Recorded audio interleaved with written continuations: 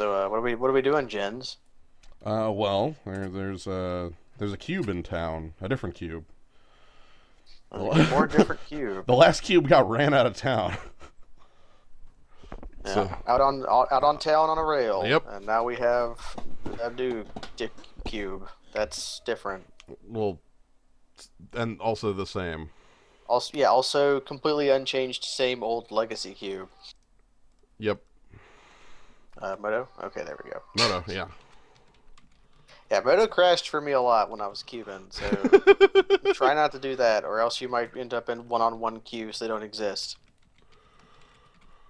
Well, I'll do what I can to avoid Magic Online crashing, which is Yeah. shrug, you know. I'm pretty sure it just crashed for me because I left Moto on too long, and it probably has a memory leak. I feel pretty confident it has a memory leak going on within it. Man, Triple Cold Snap still around? Yeah. Uh huh. We could play that awful format once again. Also, I realized why no one's in the zoo. It's because there's no auto tweet. Oh, I already took Let's care of see. that. I took care of that. Oh, okay. Maybe it's just because it's 10:30 and all of our fans love Dark Souls. It might be that one. Everybody, I mean, I love Dark Souls. So, It's pretty freaking sweet. um, yeah, I'm gonna wait until I see Signs of Life, but also this one's not moving anyway, so. But yeah, I'll holler at some people I know to try to get them in here. okay, Signs of Life, we're good. But yeah, the What's Kakarot? Kaka carrot cake, man. But yeah, the Zoop. I want to say the Legacy Cube is around until Friday. I think it's around until Shadows over Innistrad comes up. I'm gonna jump in the next one. I jump into the next one. I guess the other thing is when was a Legend Cube supposed to go away? That'll probably be Yeah, when this goes away. I think that's why I say that. I can't find the article that has They the deleted the information. article. They deleted the it. cube. The cube's gone. Yeah, they deleted it because they didn't want anybody to know about their mistake. Yeah, the Legacy Cube is gone, and nobody should ever know about it anymore. Like, or the Legendary Cube, not the Legacy Cube. The Legacy Cube's fine, just fine. Oh man, a Watsy. Watsy Tim Ayton. Maybe. That's a name. Is he good at magic or what? Probably. Maybe. But so I don't know what this Legacy Cube's list is, so this should be fun. I'm pretty sure it's exactly the same as it was before. Like there's no Mana Rocks and there's no Mana Leak or there's Exclude though. They put in some of those. Okay, it's slowly coming back to me. Like the cubes kind of coalesce into one in my head. So Like no, there's no Arcane Denial here. You have real ass counter spells. You can play like three different almost versions of Cryptic Command, one of them being Cryptic Command. Like you yeah, can go places. Mystic Confluence. And you can all dismiss is not cryptic, but you can sort of pretend it is. Exclude sometimes is. Exclude owns. But really, there is no card that is actually Cryptic Command other than Cryptic Command. Mystic Confluence tries really hard, but it's not Cryptic Command. It can sometimes do more, but it doesn't have the I win the game button on it. Right. Same Mighty Dictron. That's basically what we're doing here. So. Yeah, we were like, should we stop playing Dark Souls and maybe do a cube? And then we stopped playing Dark Souls and maybe doing a cube. Yeah, maybe. Once things start up.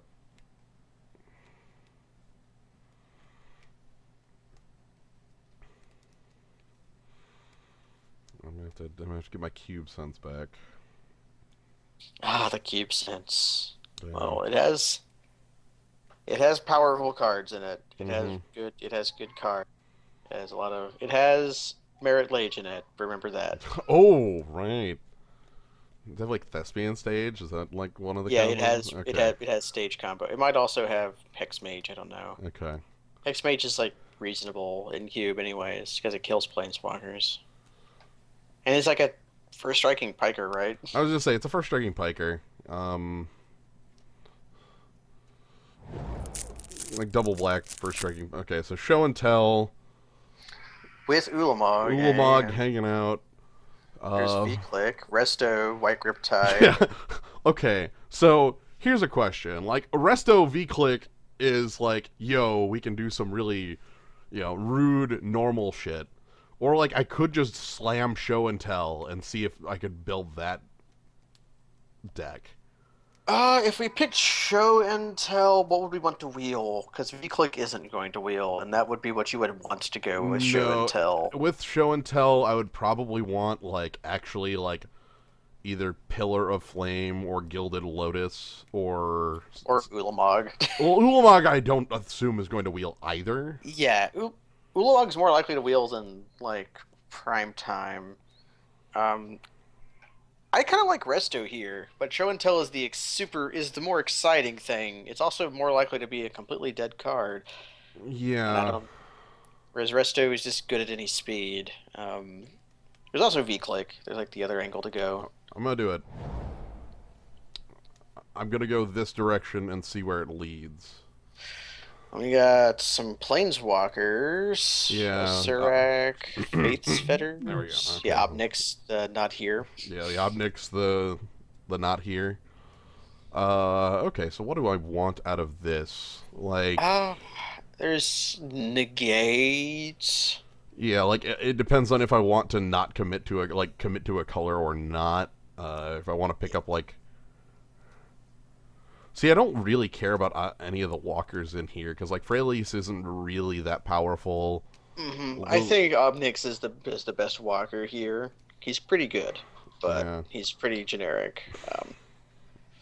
Fetters and Negate is okay. Yeah, like I'm thinking like okay, so if I pick because if I'm in show and tell, like I also probably want to find like sneak attack style things, but this pack is just I don't know. There's just not a lot going on here. I feel like Fate's Yeah, Fetters. Fetters is the safe pick, and we admit we should have picked Resto. Nah, that's not yet admitting that. Fuck that. Yes. Okay, so I we were admit. like every piece I of admit card nothing. filtering ever. Okay. I've played with Emrakul before. Tooth and Nail is basically playing show and tell, right? Okay. All right. So Emrakul. Emrakul. Emrakul. I should have What picked. else we want out of I should have picked Surak out of the last pack. what Haste? Yeah, the haste Emrakul. Haste Emrakul in. Although really you want to be like casting show and tell on turn 2 or 3 if possible. So Well, right. But it's a backup plan, like. yeah. So so I think the colors I actually want are green blue or green or red blue, depending on if I see sneak attack style things. Yeah, sneak attack's also splashable. Okay. Green Warden, there's Terastodon for a second thing to show and tell. Yeah. Precursor Golem, Wake Thrasher is actually just like another blue control finisher. Although I like Chasm Skulker better than Wake Thrasher now. I have a lot of good experience with the card. Like, do I want Terastodon here because I want another show and tell target? If you wanted to be in green, I like Green Warden a lot. I don't know how powerful it is in Cube, but Yeah, well, I like Green Warden a lot it's a gigantic E-Witness. I think Terastodon is just a huge guy. Yeah, I think it's Green Warden versus Terastodon. I don't really know which is super real. I'm gonna go with the... Terastodon's the thing. But if you show and tell in Green Warden,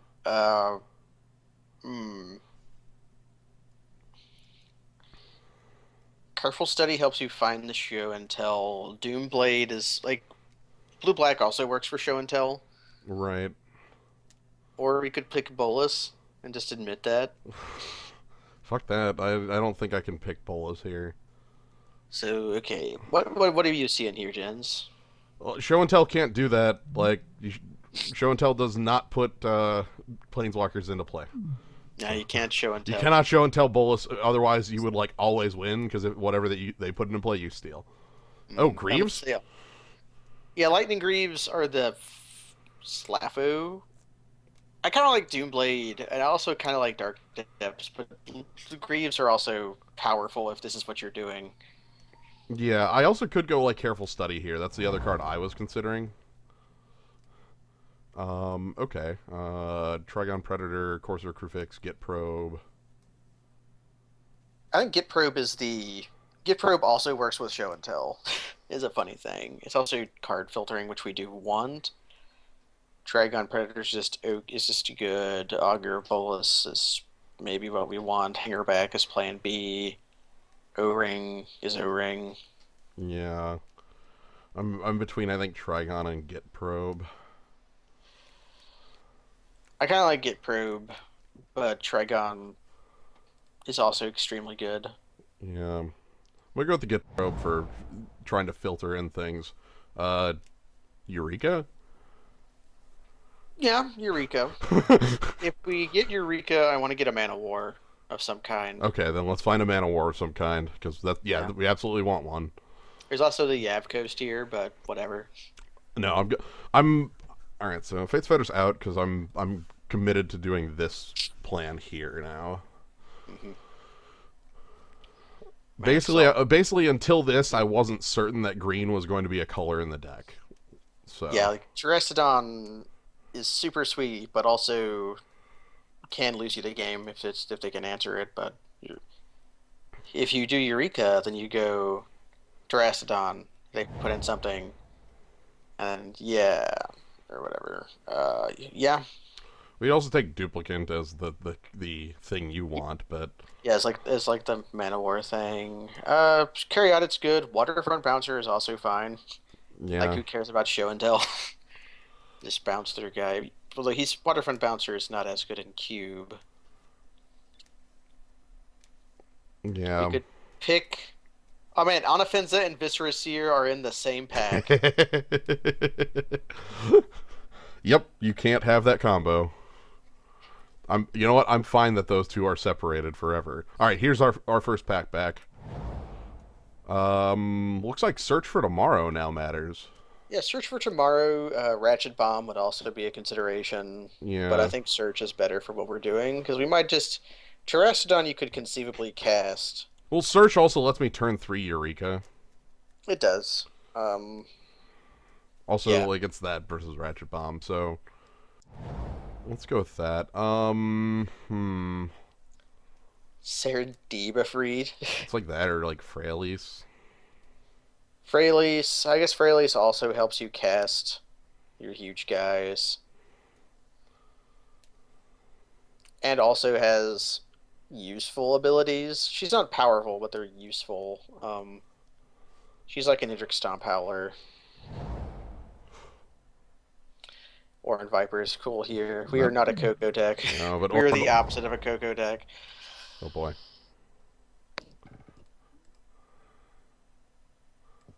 Yeah, I don't think you're going to Jin Wave for 18. Yeah, something tells me I'm not doing that. There's that Doomblade back. I'm gonna take this. Land War Wastes? I was You thinking, want to splash? I was Yeah, we thinking already the have a White Scry. Splash. Well, I was thinking the Yeah. Scry too is more important. Hey, Trigon Predator, thank you. Yay! Okay, nobody's in either the guy who has Recurring Nightmare already has a Bloodghast, or there's nobody with Recurring Nightmare yet. Well, Black is sort of underdrafted in cube still from memory. Like, I don't know if in this cube it was, but from memory, Black was always like the color nobody cared for because of Yep, badge 2-drops. I can't think of any like a bad aggro plan in Black in this cube. Are we part of Like the water Blessed veil? Champion. This is more what we're doing, but we're time walk. We're elemental time walk. Fauna Shaman. Fauna Shaman or Snapcaster Mage. Yeah. Like Hell, even like Whisperwood would be good too. I say that recognizing that Snapcaster Mage is incredibly powerful, because I obviously know that Snapcaster Mage is incredibly powerful. I guess we could pick Progenitus as another target for show and tell in Eureka. Progenitus will wheel unless somebody picked natural order. So That's more I say, reasonable. yeah. Um, this is weird. Snapcaster helped us play some kind of control game if we can find any counter spells, which we haven't. Fauna Shaman does the job of getting you your show and tell targets.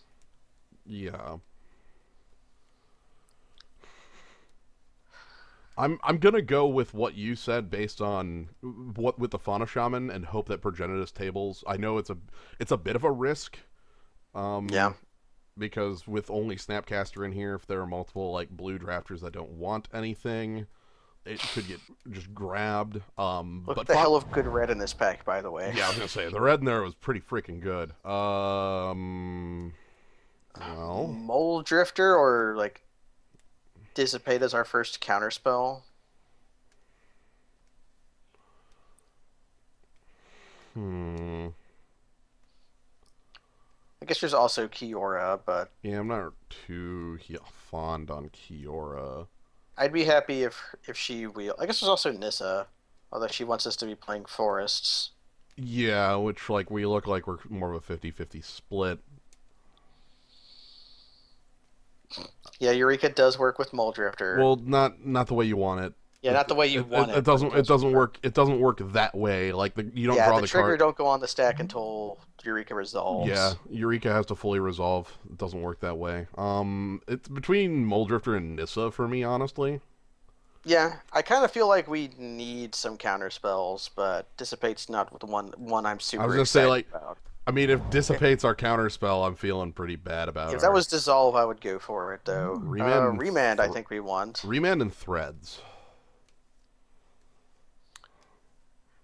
I think we want Remand, though. Yeah, I think Remand's more important for us. Yeah, there's Hex Mage, so somebody can have a combo. I always bring up the Threads because Threads is a pretty dang powerful card for what it does. Yes, Threads is very good. Emrakul's like a 3-drop. I'll put it over here. Yeah, Emrakul's up. Let's do this. Let's do the sort by CMC for you. There you go. Yeah. Remand gives me something to do early that both cycles through my deck and like disrupts. So It could also, you can do some funny things like if somebody is playing natural order, like Remand the natural order. Yeah. Or anything like that. I want one more way to get things into play. Like you want sneak attack. How about Sower for the? Yeah, Sower for the Eureka fight. Yeah. Okay. Oh, and Forbid I know this too. Forbid. I know that Forbid's in here, but like Sower is the end all of that, right? Like. Yeah, Sower is pretty dang cool. Like Sower between Sower and like Dragon Lord, what's his name? Yeah. Silumgar. Like, well, Sower can just die to like a thing, but like if I have a respect for Sower of Temptation and think that it should work just fine. Forbid's the other card in here that stands out to me. The Skite is worth mentioning, but I don't think we're heavy on Skite. Nah. Sower's really good. I like Sower a lot. Yeah. Well, you can just play Show and Tell with Sower of Temptation, hoping they put a creature into play, and then if they don't, they put like an artifact into play, you get really sad. Well, then you steal the creature they already control or whatever. Yeah. How about Ponder? Ponder is important for us. Ponder is pretty dang important for what we're doing. I've grown to really enjoy Chasm Skulker because did you know playing that with Brainstorms is a little ridiculous? Yes, yes, I have been that player. Though the time that I was that player, I don't think I actually owned the Chasm Skulker. I had done some garbage where I like stole it with shackles after playing Toxic Deluge or some shit. Yeah. Like I did that sort of garbage and it was really great. Ponder's something we need. Ponder is like if we want this deck to function in a meaningful way, we need like filter like this. I would like to find another. It would be like what Angel just to show and tell into play. It's a good card to show and tell into play. It is. Um, Monogorger Hydra is also real. That card seeing some legacy play, amazingly. okay, well, there's that recurring nightmare you talked about, but more importantly, there's a piece of disruption for us. A snake. Yeah, Snake is good. A like careful consideration. That's weird. careful I mean, consideration is a powerful card. it's a powerful card, but it's still weird that it's in here. Yeah. It's not what I think of as a cube card. Well, like I guess I have a much higher respect for careful consideration as far as its power goes because I played with and against it in standard. And Yeah. I want to say that like whoever made this cube was somebody who like knew the power of the Drownu or Mystic, that deck because careful consideration was one of the power pieces in that deck. I just can't help but think of like brainstorm. But what kind of card filter spell ever compares to brainstorm? Nothing. Um, I got a are we question for elemental you. time walk? Are we elemental time walk? Like it's either that or like Plan B rampaging Bailots. Like rampaging Bailots is a real card. Like I just want to be elemental time walk. this time walk is good. Yeah, time warp is good. But yeah, I like time warp here. We're the turn elemental. See, this means we need Kiora back. So we could not turn from elemental time walk into elemental explore. Mm. Yeah, whatever. Like Bailoth is like the better card, but like the big thing is that like top end is Dungeon Geist is another. So I'm sorry. Yeah, summoning trap. Summoning Trap is another way for us to kind of sneak our things into play, but Dungeon Geist is another like sower like thing. Dungeon Geists is we've kind of heard people poo poo on that card in recent I love it. cubes. I love It's it. a really good. First off, this is Phantom Monster Hmm. with an ability. Although there is another, if we don't get this one, there's another bite at it in this Hmm. cube. There's Icebreaker Regent we could possibly get. The more I think about it, the more I'm thinking I actually want the Dungeon Geists. Yeah. Yeah, I realize that's funky, but the more I think about it, the more I want that ability. And I guess we could pick up that Dissipate. Prefer that over Kiora. I don't like. I don't care too much about either, to be honest.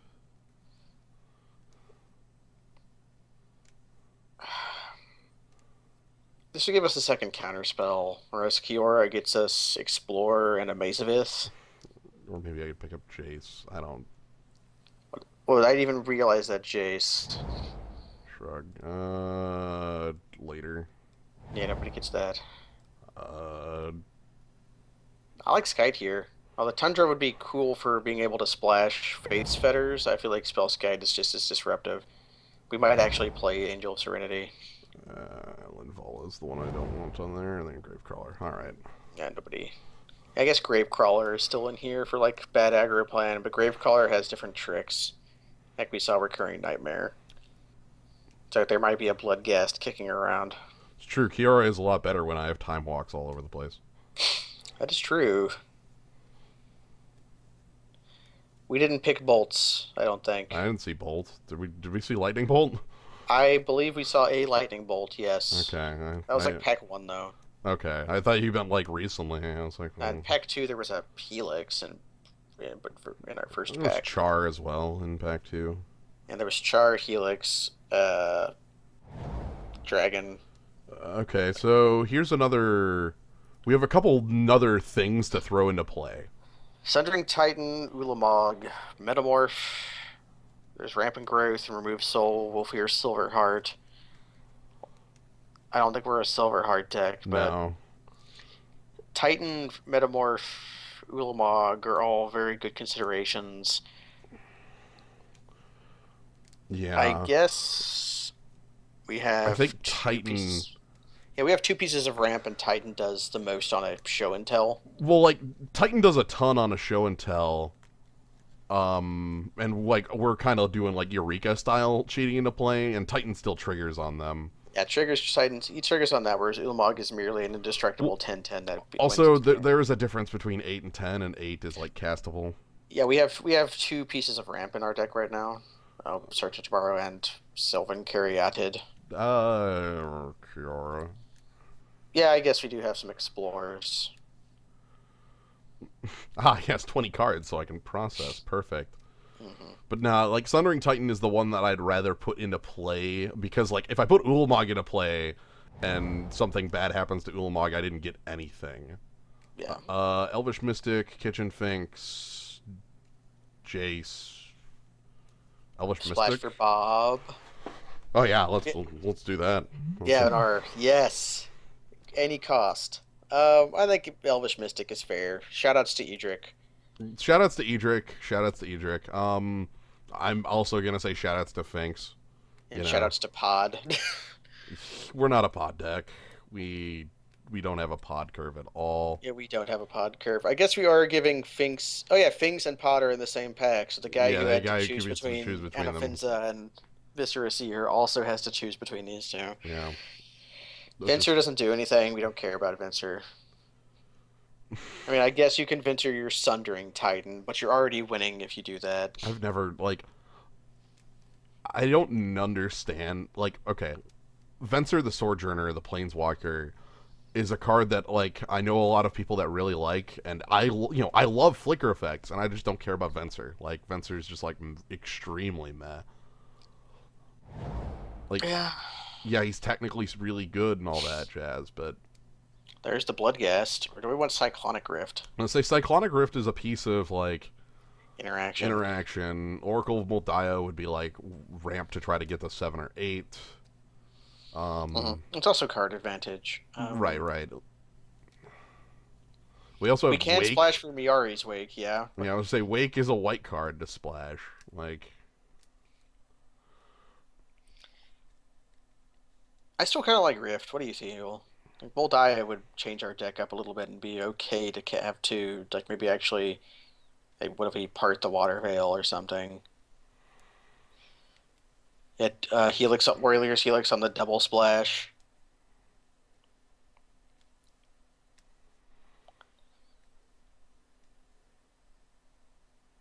I'm gonna go with the Rift.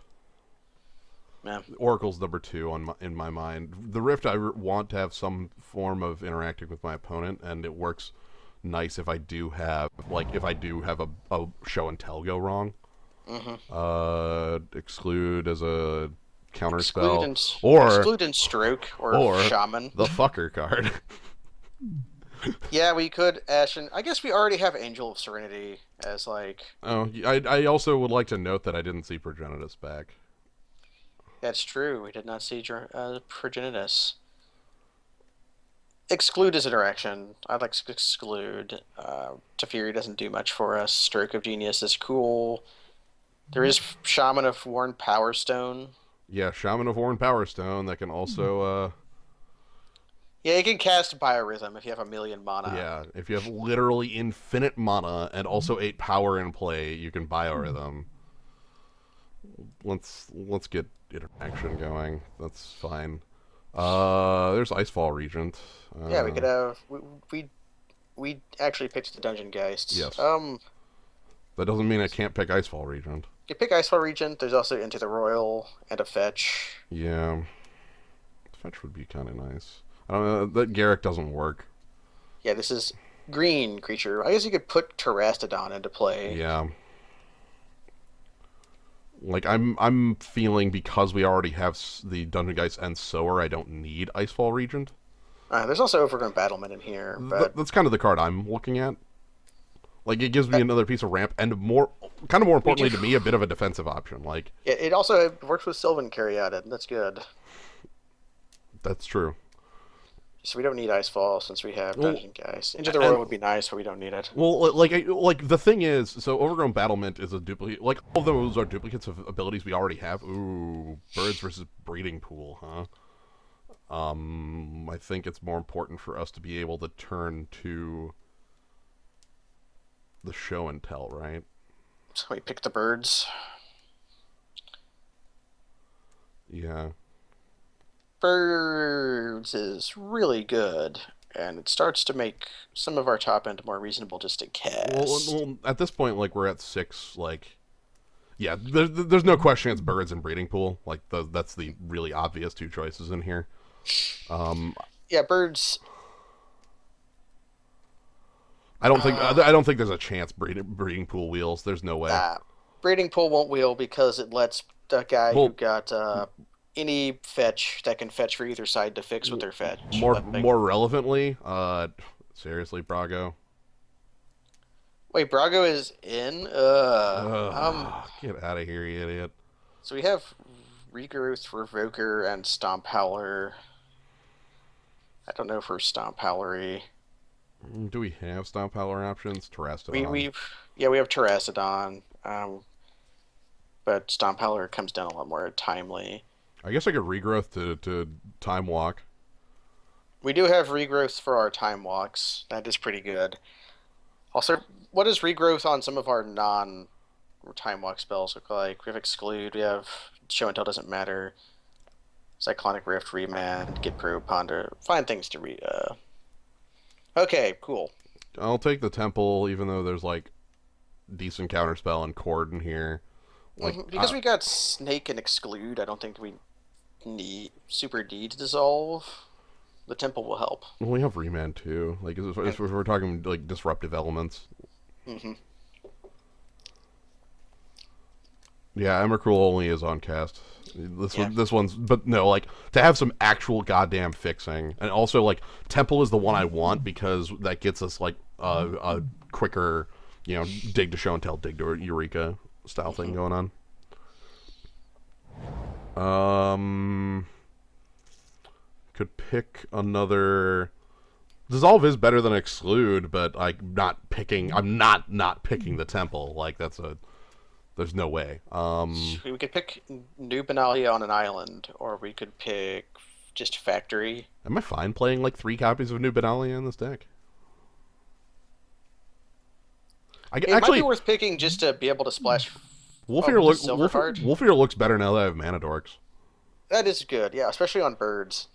What is Wolfear? What is Guiltleaf Winnower doing in there? Hey, Edric. Not killing anything. Edric's a pretty easy pick out of this. Oracle, nice. Okay, we have our cake. Our pool's kind of deep. It's going to be hard to. We could play another New Benalia. Well, we could play another New Benalia, but this gives me another. Yeah, I'll take this. Nobody gets to play Getting. Pretty much. I don't think Teague actually does enough against me. I'd rather have this gone. You can just cast. We definitely need to cut cards, but that's for the after zone. What universe does Oracle wheel? Nobody's in ramp. It looked like we had a lot of dorks come around. There's got to be another ramp player. Like for one, the Mirari's Wake didn't table. Yeah, Wake, Shaman of the Forgotten Ways, but who would pick like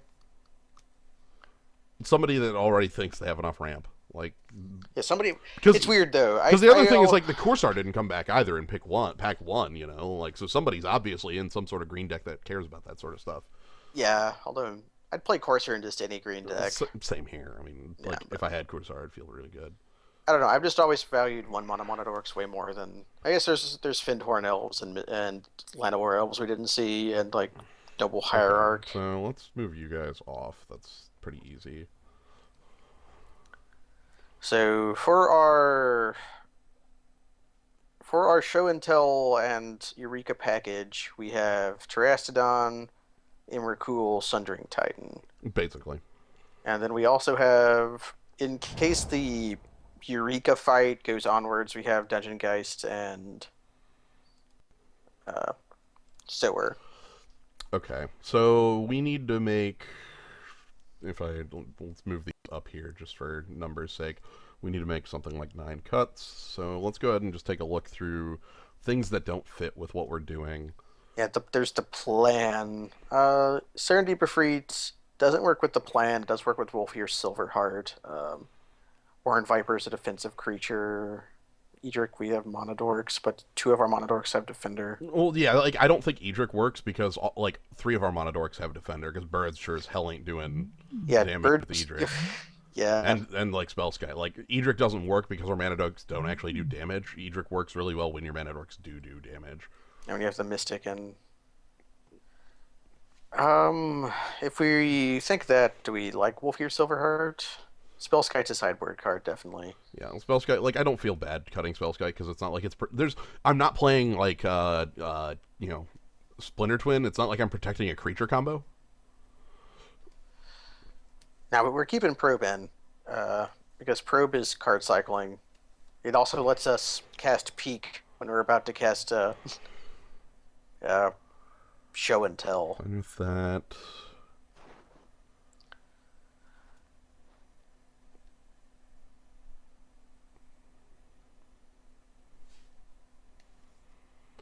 Done. Wait, Greaves are still in here? Yeah, that's what actually the card I'm looking at right now, trying to decide how realistic Greaves is, or if like, you know. If you can live the dream and like turn 2 Greaves, turn 3 Show and Tell, then your opponent just loses. Like, is that the necessity on it though? Like, Yeah, in most cases, your opponent's already losing right. because Terrastodon and Titan already blow up their lands. Immercool gives them a turn to find, like, if they're in blue-black, they can find their freaking Baleful Strix. Well, they still lose 7 permanents to that. They still do.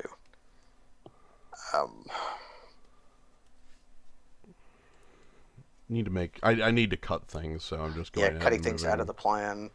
Yeah, like I'm wondering if like the Time Walk package is something that gets cut here because I need to make 4 more, and that's something that can easily get removed. Yeah, go ahead and take those out. Man, I really don't want to cut Orin Viper, but I feel like we're digging for cuts here. Orin Viper isn't part of the plan. Well, it draws cards though.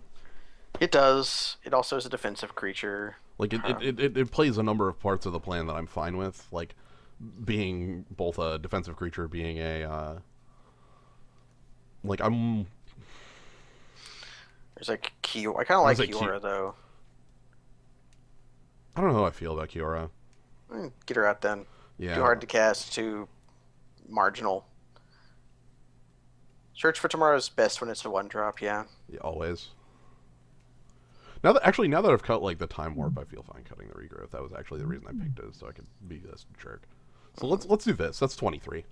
Yeah, this is a fine package. How do we win if we don't cast Show and Tell or Eureka? We just try to cast Sundering Titan. I was gonna say like we like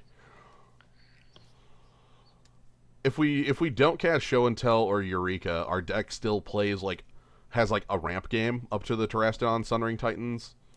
And also has a number of disruptive elements to keep the game going up until we get to cast one of our top end pieces. Oh, this is totally a Remand. It has islands in it, so it's a Remand deck. I feel pretty confident in that. All right, then we want Temple Reflecting Pool. Do we want Reflecting Pool?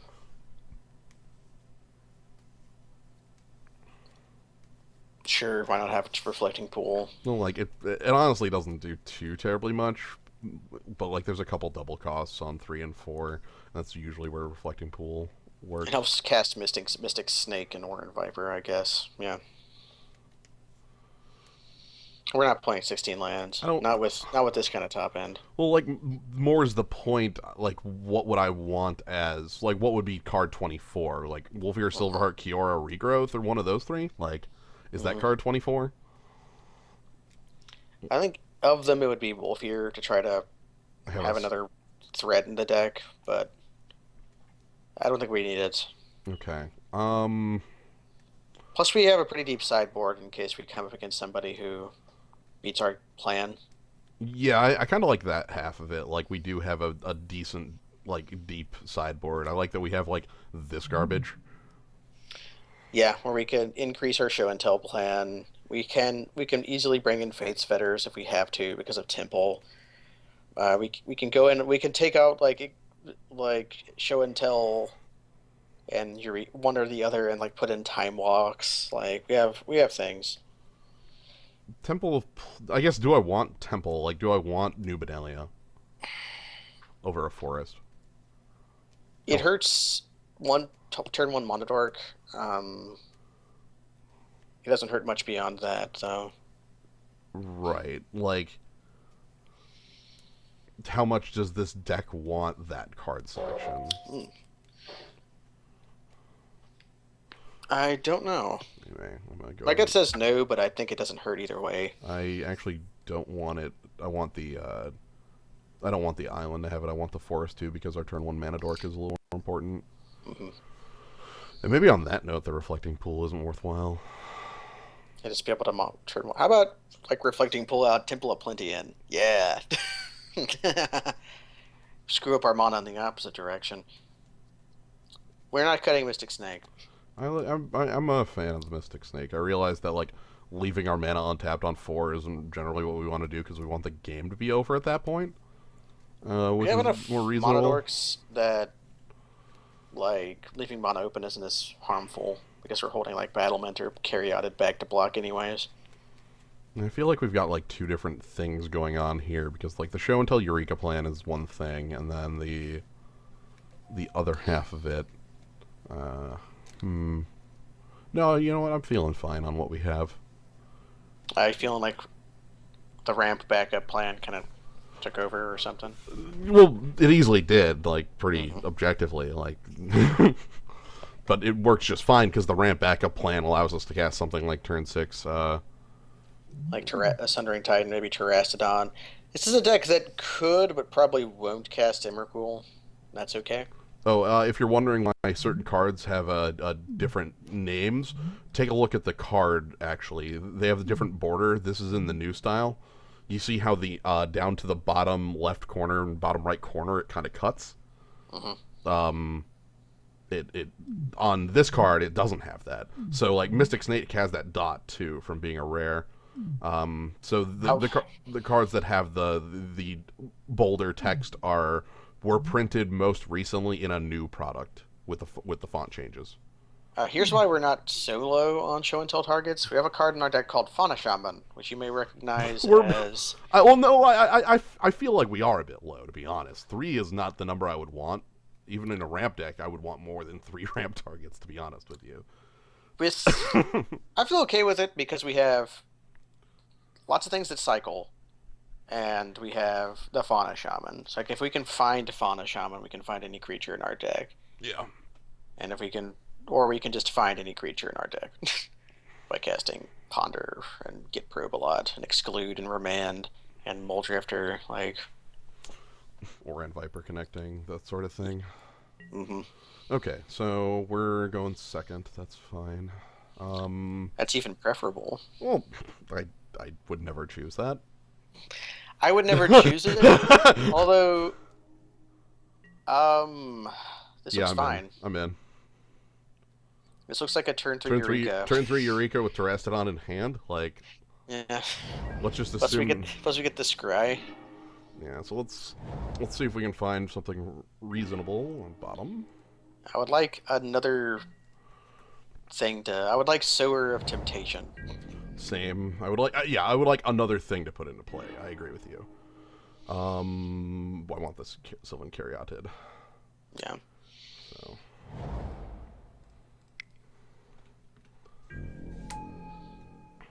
Okay.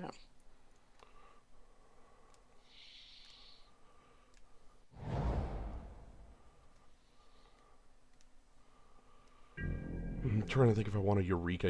I don't know if I want a Eureka into that up. Like the Ponder might find me something more. Ooh. Oh, Okay. nope. Sorry. We're not Eurekaing. I've got bad news for you. Yeah. It's draw step. Our opponent has a stop. Let me tell you what Okay. card is coming down. Hi. It's V-Click. It's V-Click. Terrastodon goes away. Although it's fine if he gets rid of Terrastodon, we just sower onto V-Click, right? It probably is fine. Or what if he sowers away Eureka and we draw into Show and tell. show and tell?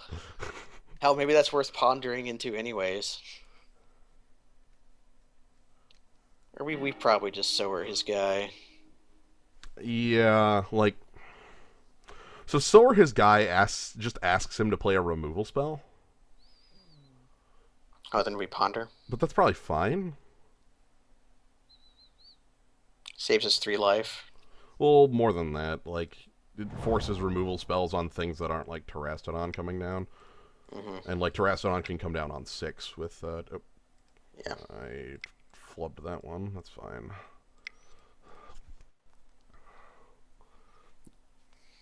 Fairies versus fairies. Yep. I'm gonna say, what are we gonna do? Am I getting Force of Will? Because that'd be funny. That would be funny. Alright, anyway, this also gives me, like, the clock in play. Like, it forces him to make a move. Yeah. I feel pretty likely that's going to be some form of Doomblade on Sower of Temptation, but... A Brainstorm main phase means he might not have it in hand. Yeah, also, after cracking that fetch, too, means he drew that Brainstorm pretty recently. But he... Oh, yeah, Yeah. okay. So, the thing we thought was going to happen, happened. That's fine. Let's go ahead and ponder.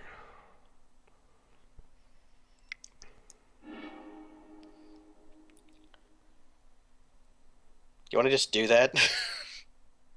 Yeah, sure.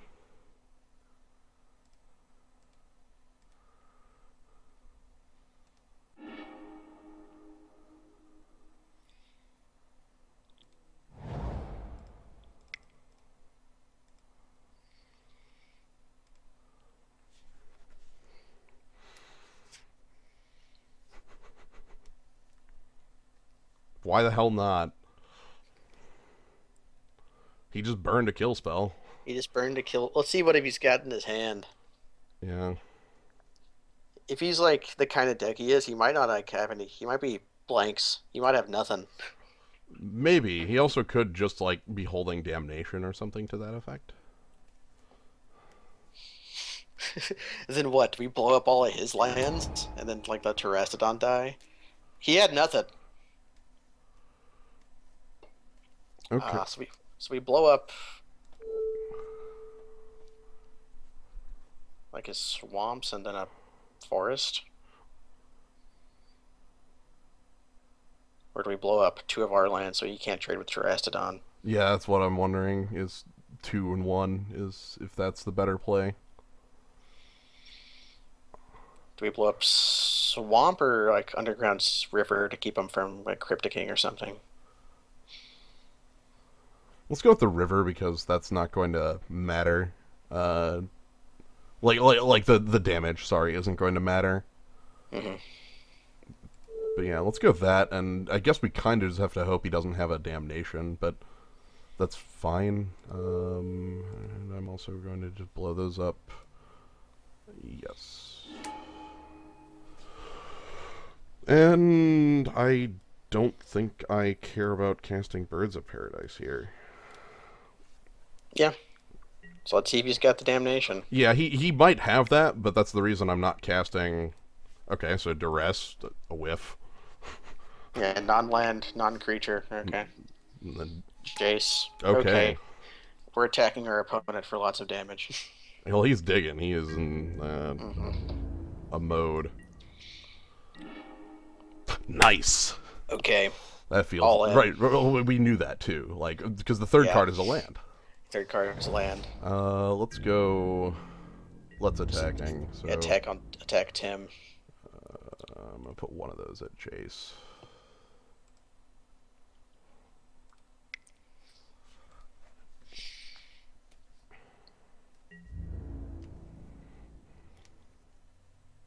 Yeah, just elephants be gone. He takes 9. Okay. You have 1 turn to fight us with a remand up. Yeah, I'm gonna go ahead and play the birds.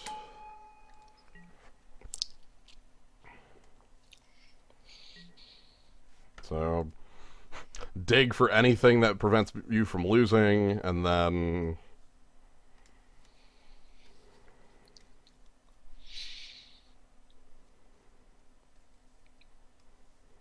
Yeah, I can't think of anything that does it. You'd have to have 2 different things. Not enough bounce left.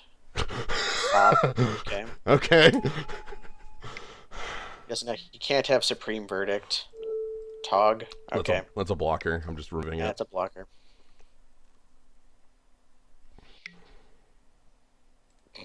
Blind draw for Force of Will? Is that what I'm seeing? Yeah. Okay. Okay. Cool. So our opponent might have Force of Will or Daze, but Daze And doesn't work I because you would say have Sylvan Caryatid. we said Okay. Sylvan Caryatid up. Cool. Okay, so opponent has the control deck. Anything on our side that matters for that? Opponent's very low on creature. Like they failed to produce something for show and tell with 4 cards in hand. Yeah, they're using like a Tog. Hmm. Do I want Greaves as just a untargetable? Greaves or maybe Skite.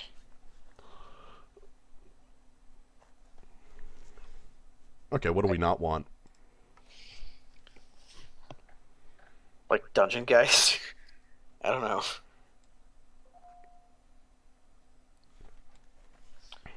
I should mute my phones. It'll stop beeping at me when I sell Steam cards. It'll keep beeping at you.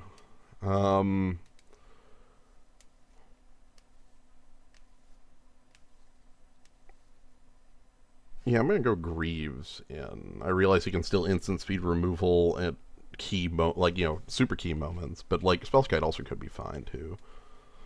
Trigon Predator, I feel like is okay in the matchup. Our opponent's likely to have something. If not, it's just an efficient flyer. Right. Um, what did we take out for it? I haven't taken anything out yet. Oh, Trigon maybe. Like maybe that are like Dungeon Geists. I don't know. Exclude. Oh, yeah, exclude. How Okay. about exclude? Like, I know our opponent obviously has creatures and they do matter, but Yeah, but he had one creature let's for let's us. go this way. Two. I know that like it's basically Greaves versus Skite, and I want to see the Greaves work. They played V-Click Uh, and Tog. Those were yeah. their only. We're not playing Edric because half our Well, Monodorks, or Edric. 2/3 of our Monodorks can't If deal if our damage. opponent didn't have any targets for top and like the flying did, then Edric himself would deal damage and draw cards, like which would be nice. Hmm. Which is definitely a consideration. But we already have Orin Viper to basically be him. Hard to say. I don't know. I'm in. I'm in. So Ooh, is Red that? Splash. Well, we know what that is. Bolus. Always. We always assume it's Bolus, and it's Bolus like maybe once. Okay, this I think we want a land, that rules. so we draw Forest off Ponder, and then next turn we'll draw Birds. Yep.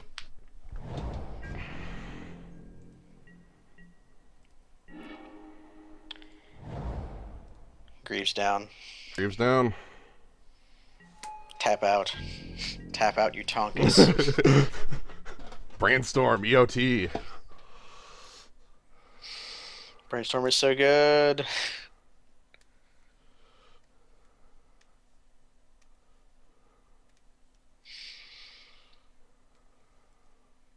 Now here's a funny thing. If we are Greavesing in our Terastodon, do we blow up all of our lands? Oh man, he's tapping out. Do you want to blow up all of our lands? Because he's tapped out? Like he could have a Slaughter Pact. That would be like the one thing that would ruin us. No, I want to blow up his Temple of Malice, I believe. Okay. Okay, so here's my thought process. Actually, like we could blow up Jace too, but Yeah, we can just attack Jace.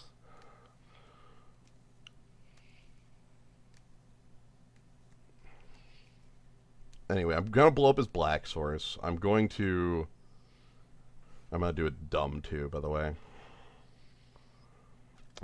So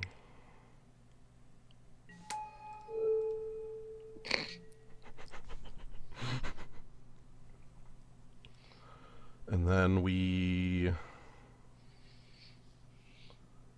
yeah, I'm just deciding what of mine I'm blowing up is all.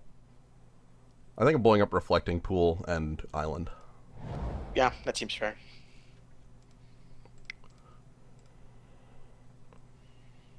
So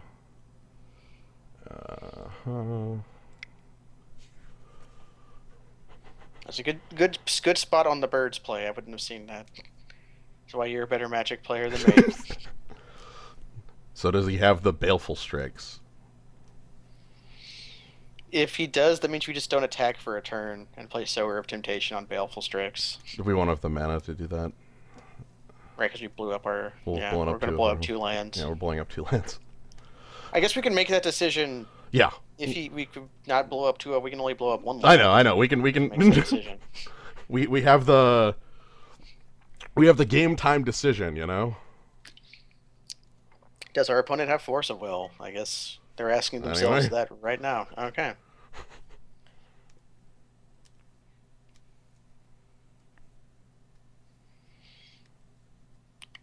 Six cards in hand. Do you have any creature?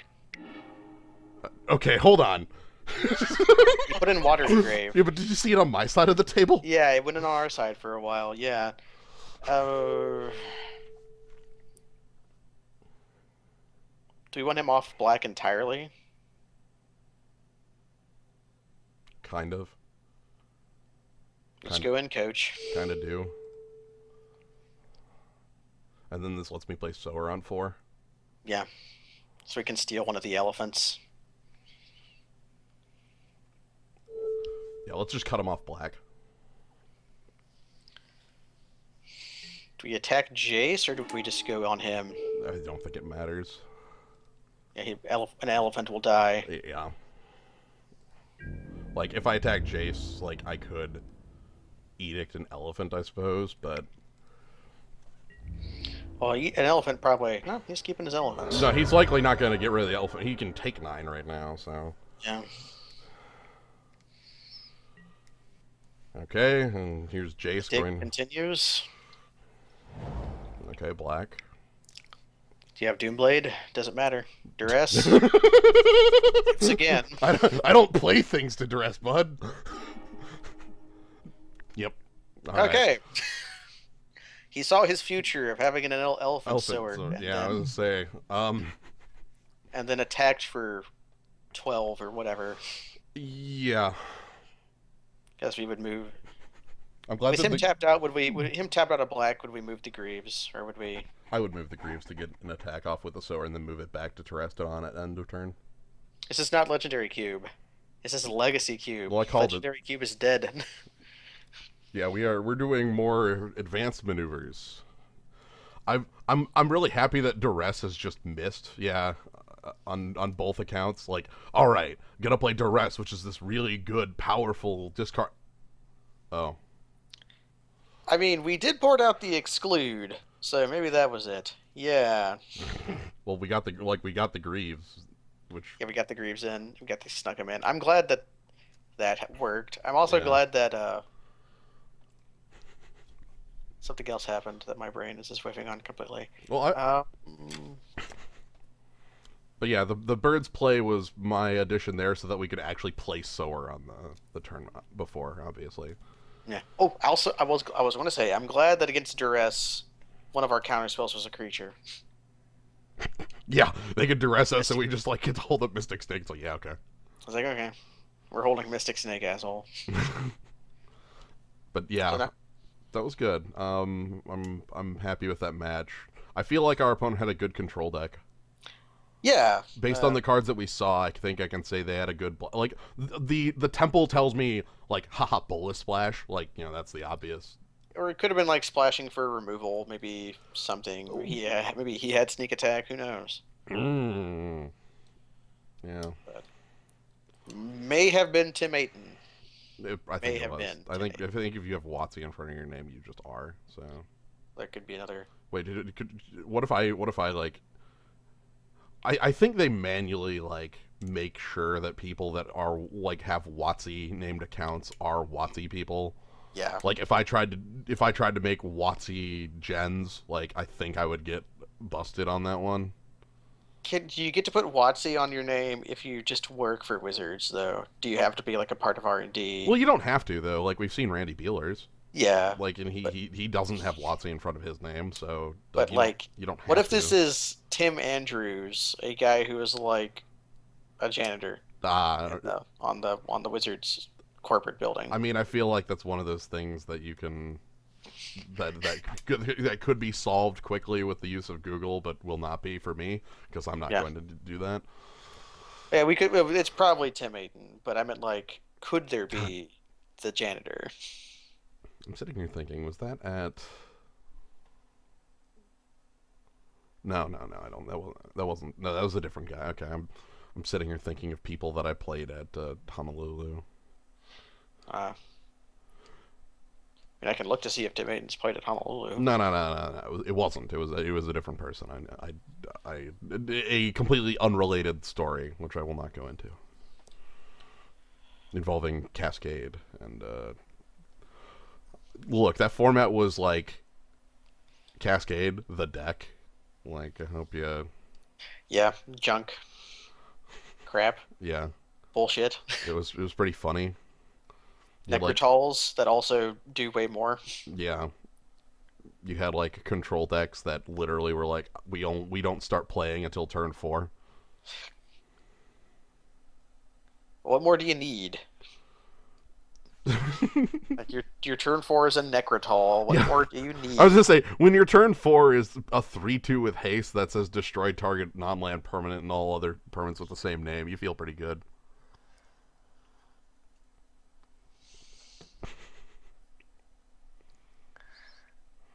Yeah. Anyway, that was quick, which I guess I probably should have expected with this. Yeah, with this kind of deck. Yeah, when you're playing show and tell. Yeah, I was right. I Um, said on that earlier.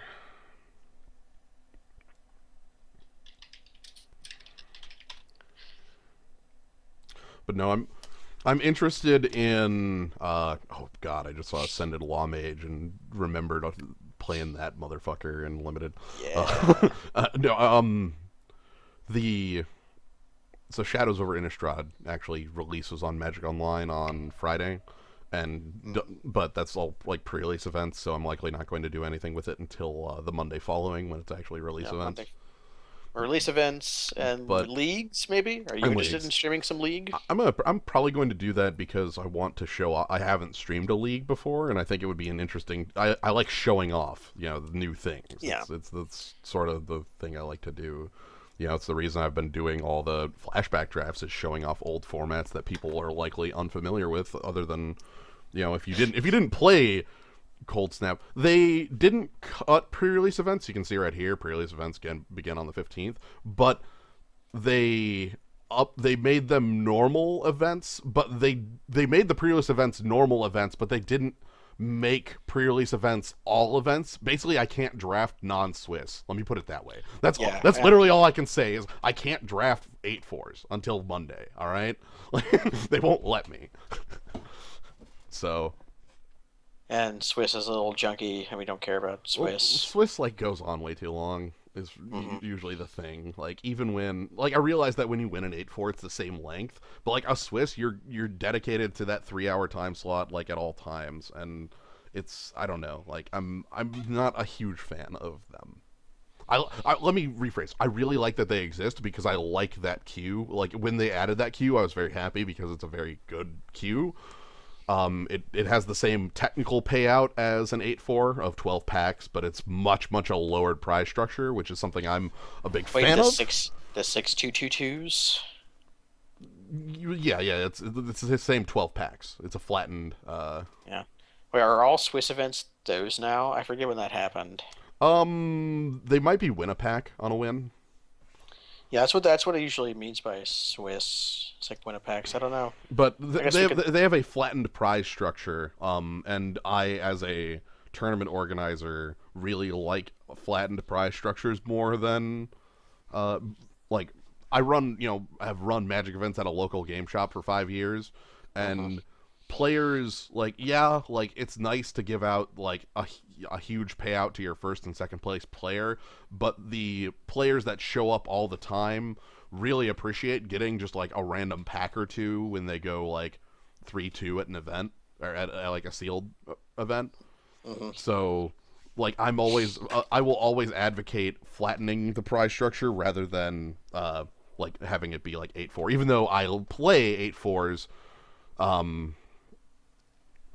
You like people being able to I play 8-4s because they're exciting and the winning, like, big risk, big reward, and they're more fun. Like paying out in Swiss because, like, I like making the players happy that they showed up and not feel like they've just been swindled.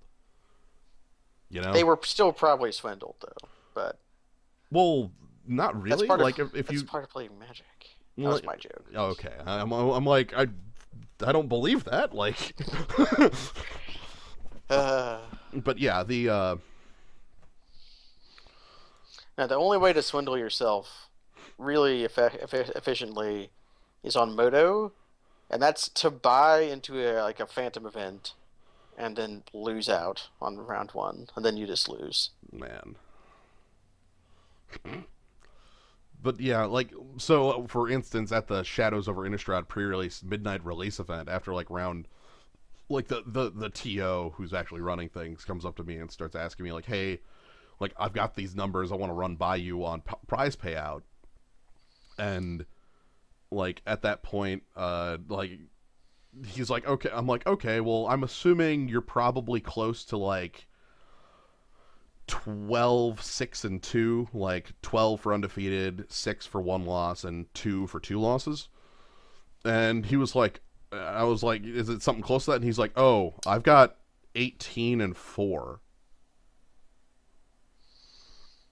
I'm just like, I'm like, you're aware that if you do that, like, 2 people walk out with all of the boxes, and then 4 more people get 4 packs, and everyone who showed up at midnight and played 4 rounds is incredibly unhappy because they got nothing. Nice.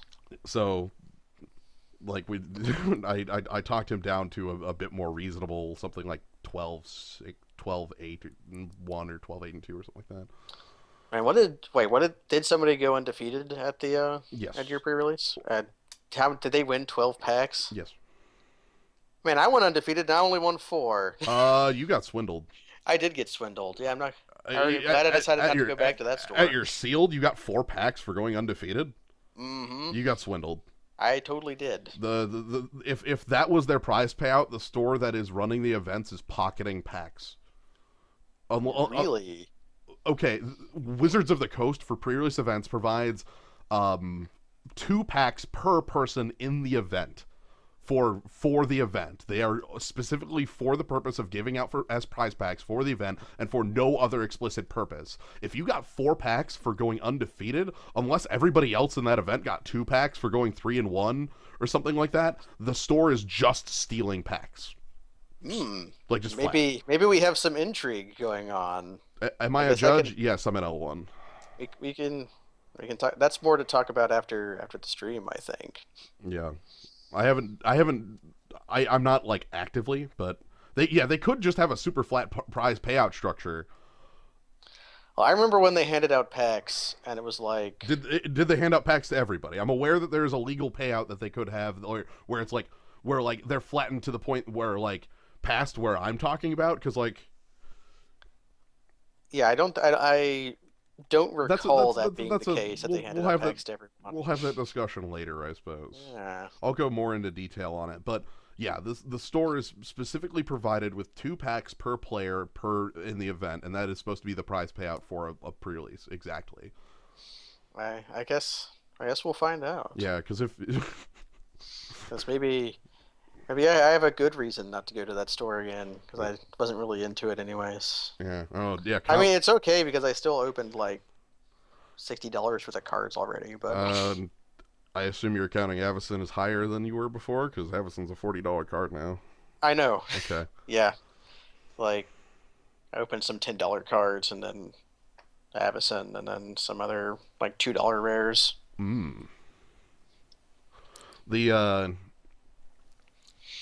It was also 6 rounds. It was 32 people, 6 rounds. You went 6-0 and got 4 packs. Mm-hmm. I will drive out to Michigan and berate this guy. Like, I will drive out to Frogfuck, Michigan, and I will. Yeah. Yeah.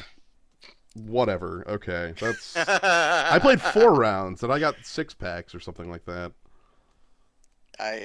I'm glad. or a little more than that actually. I think it was 8 or so. Like I got yeah. That's This a is that's a pack per every win and a half.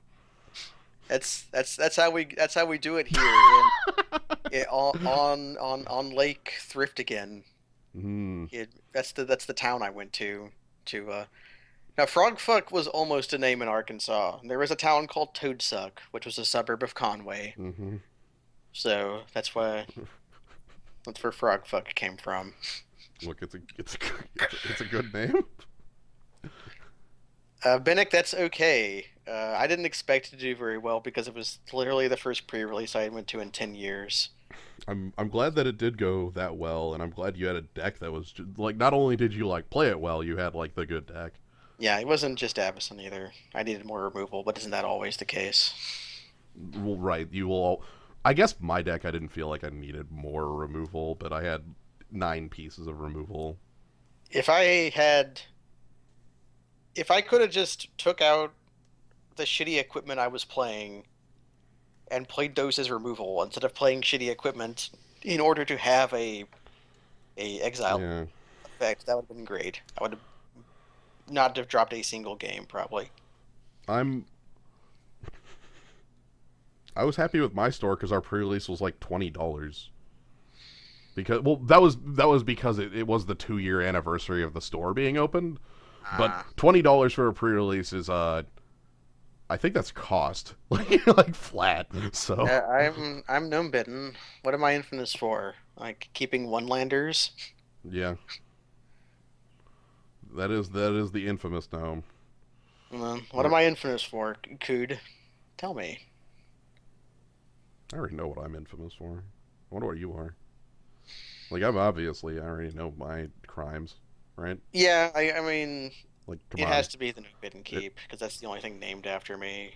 Like for you, there's like I'm Ulamog's got well, deck. I've got like as far as plays, I've got a number, and then there's also like the whole Netrunner thing. So Oh yeah, they have infamous world champion, yeah, founder of create. shit. I got wow. I got No, to I mean no, yeah, your card's great. I love it. I got to print. You got to print better than uh stunted growth. Like, oh my god. I'm really happy that I got to print CBI Raid. Is there Netrunner online yet? There's a website that does it. That's not like officially. Yeah, Octagon. No, that's actually dead. Octagon died? Hell Well, yes. yeah, it's dead because nobody like it was shit, and like there a better website appeared, a website. Oh, like in browser? Yeah, in browser it's called gintechie.net. I haven't used it yet, but it's the website that it's one of those like it's not obviously like Fantasy Flight isn't officially sanctioning it, and it doesn't like it tried to condemn it, but it exists. It exists, Yeah. you know. There, like, and they just turn a blind eye to it. Mm. So, because like, Uh, I couldn't have been infamous for pulling out Crud Zendikar decks on YouTube because I've never streamed or well, recorded maybe, or even drafted Battle for Zendikar. well, no, maybe Rise of the Eldrazi. Or have you? I I've don't. never done Rise of the Eldrazi Oh either. man, look, you've been with me on a number of them. All right, I have been with you on a number of Rise of the Eldrazi drafts. I don't know if I've been able to influence any of your idiotic plays on Rise. but yeah, so it there is a Well, uh Octagon was the cockatrice, and Octagon fucking sucked. yeah, Octagon was the more the cockatrice, and then but yeah, it's just a web uh site that like people play Netrunner on. I don't use it because I'm not. I feel like you'll lose a portion of the game to that, and like, Yeah, but not being able to see your opponent. but I respect everyone who I respect those who do use it. It's just I choose not to, which like people found it very funny when like I would tell them that I've never played Netrunner online, and they were like, "Wait, how do you like actually like be good at this game if you don't play a bunch online?" It's like, well, what if you just play a bunch of games? You know, like what if you just play the game not online? And I realize that that's fine. Mhm. Anyway, that's Netrunner. I haven't actually played Netrunner in quite a while now. Mm. That's a bit sad. I need to call the other card shop I could be going to see if they have Netrunner, because that was the first thing I asked when I went to.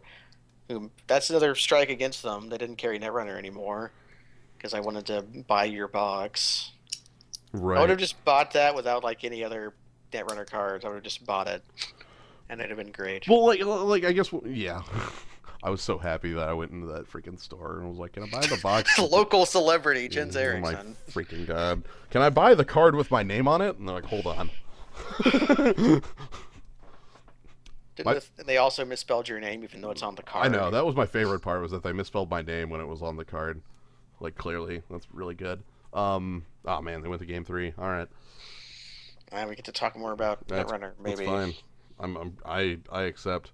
But no, I haven't played Netrunner in a while because I haven't, like, for one, like back when I won Worlds, like, I was able to play with my roommates constantly, Hmm. and but I don't live with them anymore, and you don't automatically get a free card that you designed. Who do you think I won an event for? WotC? Hell no. Nah. Have you heard me go on about Fantasy Flight games? Oh man. FFG does I, good I things and bad things, but mostly bad things. yeah, I'm not gonna do it, but man, like, I have my at the ready rant at them. I feel a bit better about them now that they have floor rules, but That's a huge thing that, like, was necessary for the game if they want it to be competitive. They changed their world structure finally for hmm for their, like, worlds events. They basically flipped them to um like, they basically took all the Star Wars events and pulled them into their own event. So there's not, like, 5 days of everything overlapping and, like, everybody understaffed. On the downside, that means they get to double charge people that go to both. So ah, people can concede. They finally got rid of that. They're like, yeah, they, concession is a real ass thing in the game now, because they realized it was ridiculous that you could not concede. Like, that was unenforceable. So did they finally? Or are they? I know they hired the guy who made the wiki to make their comp rules. Did they have the comp rules yet, or are they still making them? I don't Because think it's they have still a they process. don't have a flat comp rules, and, like, even the wiki, even some of the explanations that are done for specific cards don't make a lot of sense. Like, more recently, there's a card that you can pay 2 to swap it with another copy of a card with the same subtype from your hand. But that swap doesn't count as an installation, Yeah. except when the word swap is used on a different card, it does count as an installation. See, that's less a problem with comp rules and more a problem with templating. Yeah, like, well, templating's That part of always comp been a rules, problem. though. Yeah. Yeah. Uh, yes, you basically couldn't, in Netrunner for about a year. They had explicit rules for forbidding a player from conceding the game. If basically their response was, if you want to concede, you can drop. hmm And I think the official reasoning was they didn't want like king making yeah, to be happening, but but it's happened it's anyways. unenforceable. I know Hearthstone doesn't have a rule book at all, and that is a That's my single biggest point of contention with Hearthstone still, is forcing players to figure out card interactions by playing them rather than being able to look to see how it'll work.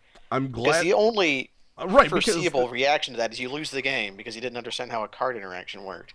yeah, well, especially because certain cards are in Hearthstone, consistency isn't real. The one I'll point to immediately is Ancients of War versus Druid of the Claw. hmm One of these is silenceable, the other one isn't. Why? I'm gonna shrug at you. Like, Yeah, I know why, but there's no reason why they shouldn't be. right? Like, you know, Just because Agents of War, for some reason, buffs itself on in coming to play rather than picking a card. yeah, but why? Like, No reason why. right? That's what I mean when I say Yeah. consistency.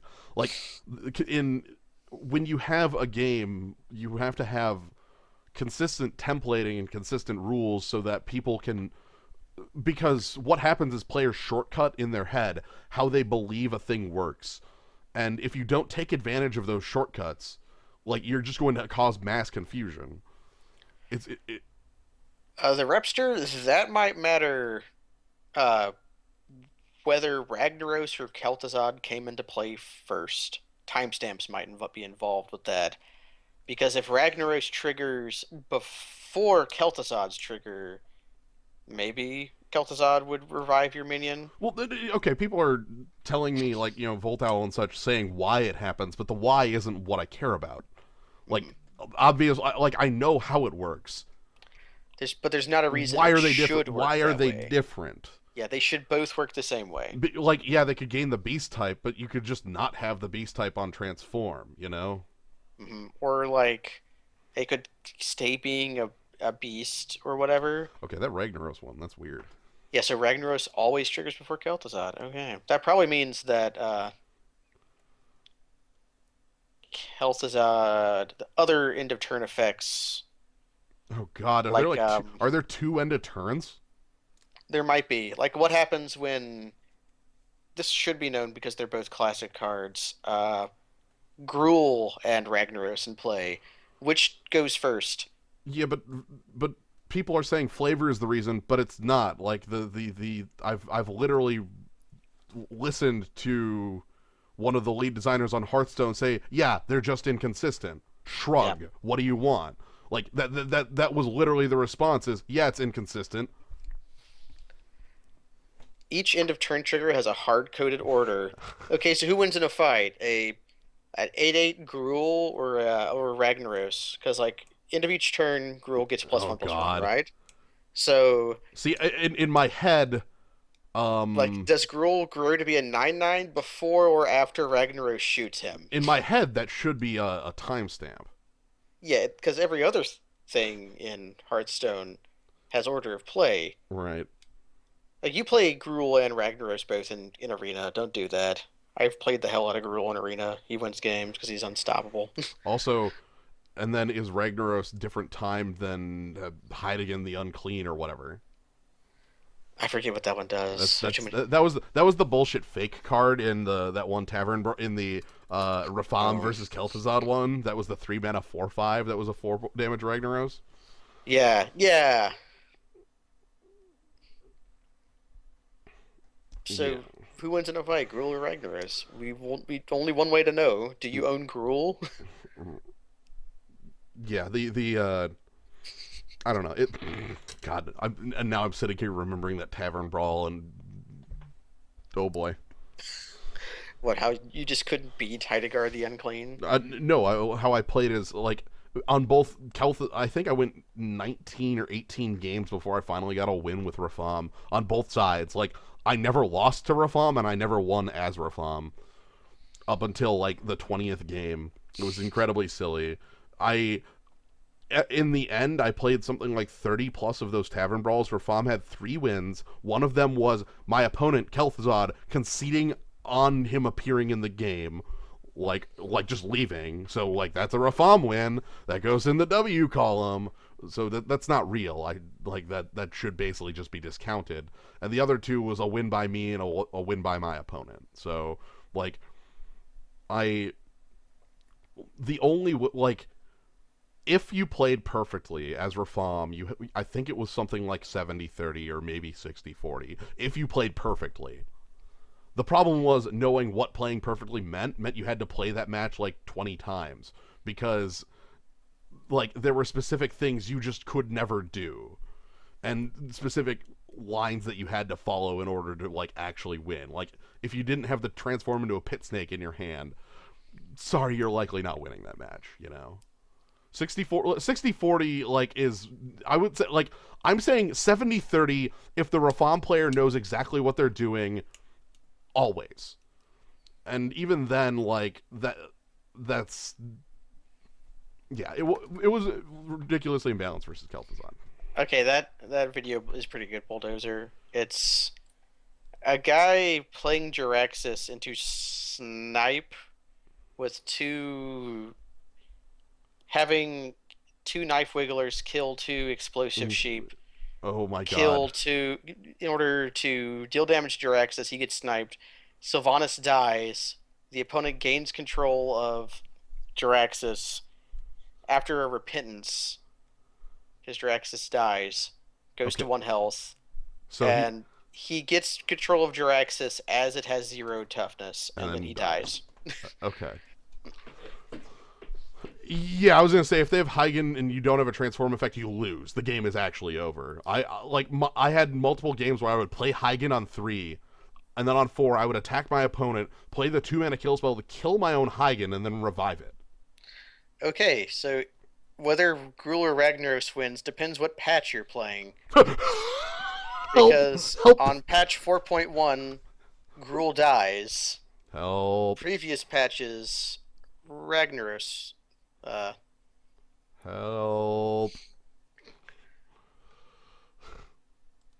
Hearthstone's rules are weird. Mostly because there isn't, like, again, consistency is such a.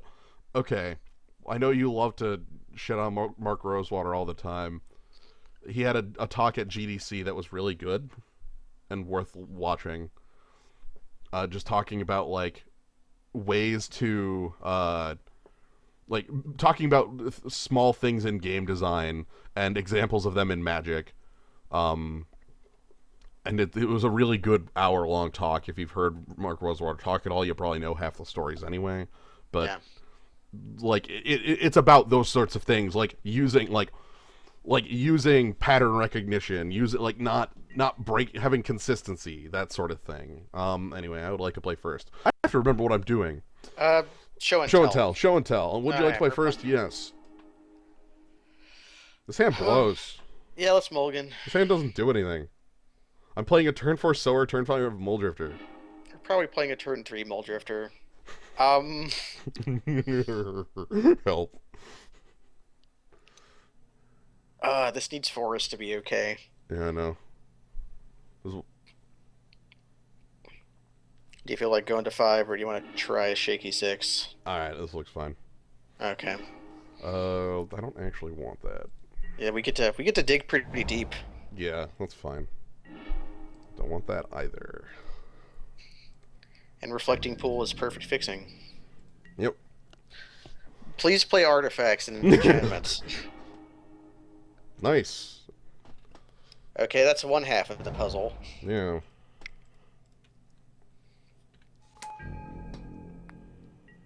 So we have 32 cards to find. Oh Our no. opponent's playing mono. Yep. Well, 2/3 does okay here.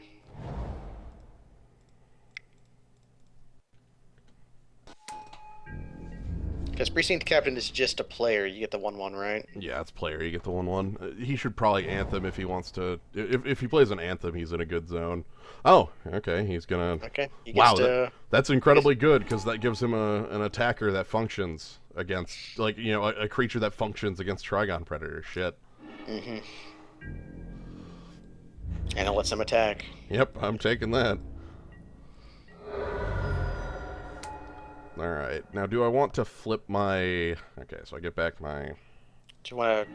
If we just play Oracle Multi, and I think we just Yeah, play Oracle Multi now. Yeah, let's play Oracle. Oh. Trying to get. This also does give us like a double block on Precinct Captain. So no attack because I don't want to trade with Flicker Wisp. I want to blow up Anthems with Trigon Predator, to be honest. Mm-hmm. Alright. I'll take that.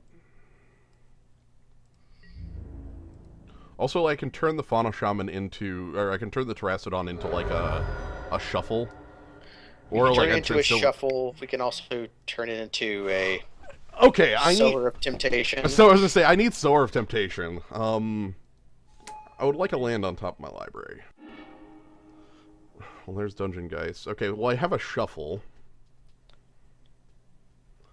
Yeah. If we shuffle, we don't find. Yeah. Okay. We shuffle. We tap Forest, looking for. We just get Sower, right? Like trade Sower, for Sower of Temptation. Yeah. Okay. Because like I could trade Terrastodon for it too, and then like if something fails, I could play Sylvan Caryatid, but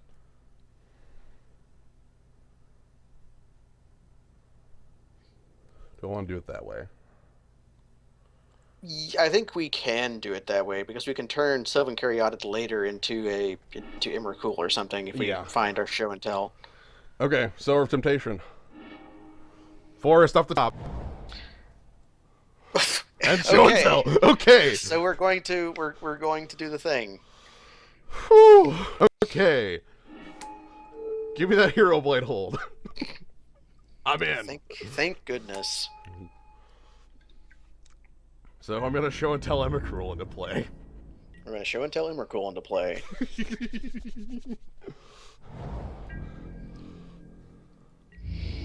I'm guessing Flicker with Skatat. Yeah, there we go. I'm willing to trade now.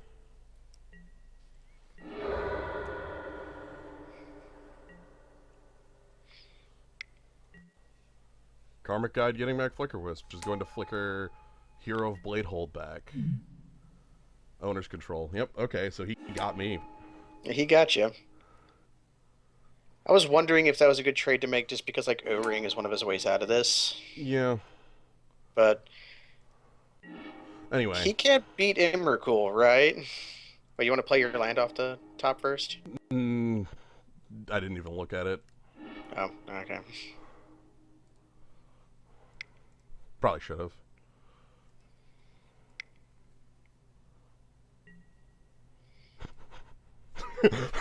Hey.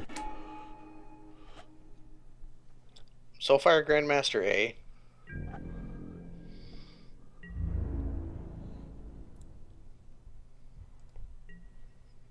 Okay, so he's probably not going to pay the Echo. Yeah, likely not.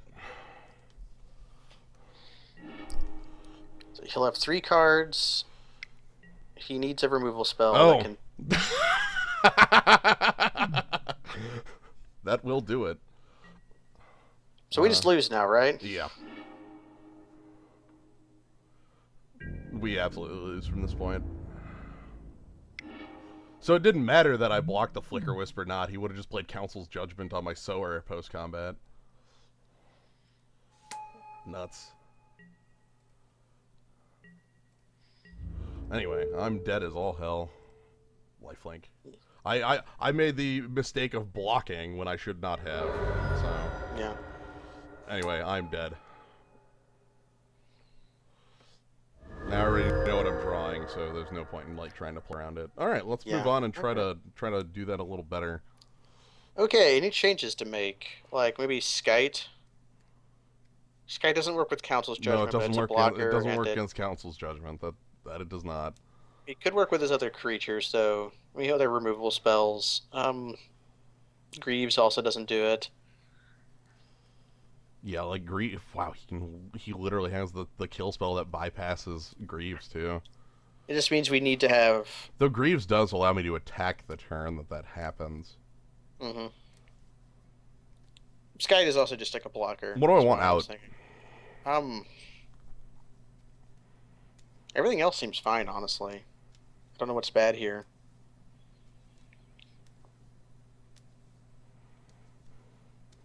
I'm also going to try to not mold a 5, but this went pretty well for a mold of 5, I will say. He did pretty good for a mold of 5.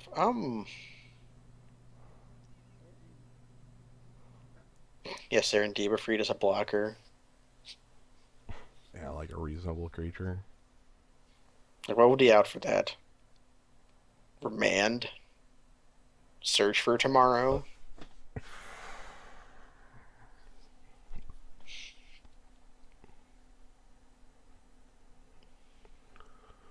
Serendib does basically win in combat against everything, and Spellsky, like, do you think our opponent has, like, the swords style removal? If they have, like, swords or O-ring or...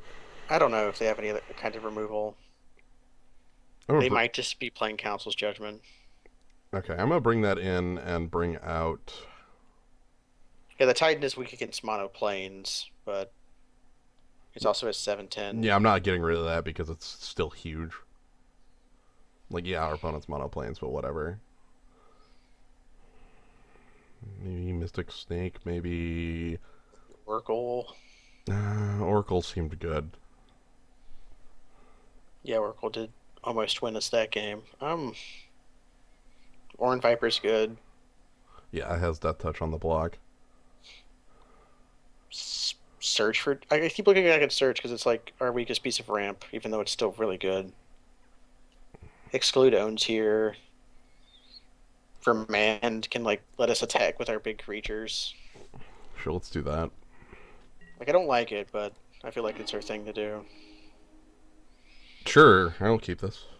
I don't Okay. have double blue for Mystic Snake, but I like the hand.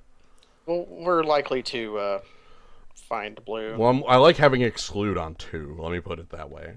Yeah, that'll be really good. Mull to 5, jerk. Well, we have to have that back. You know, we have to have the. You know how Magic works, right? Like, Yeah, you play like one game of real Magic, although we're not playing real Magic to begin with.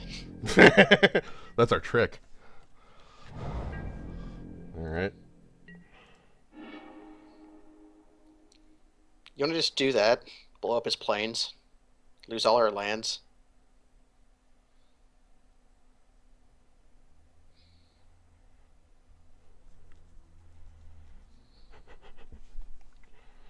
Do you want to live forever, Jens?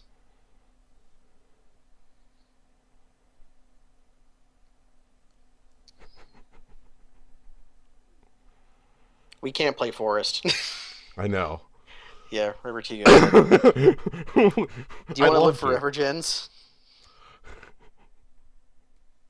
God. Or do you want to exclude something first? God damn it.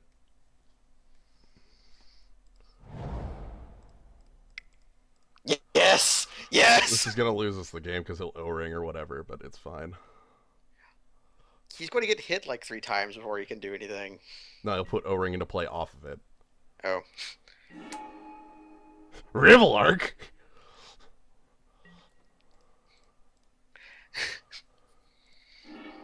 Alright.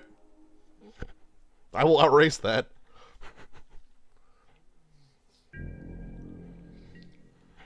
Yes! He didn't play a 1-drop either, so... Yes, a Revelark's just a 4/3 until he can kill his own things. Yep. Yeah, our opponent's not on Iona. Now I really want to draw like blue and a remand. Yeah. I want to draw blue running here, so... Condemn my ass.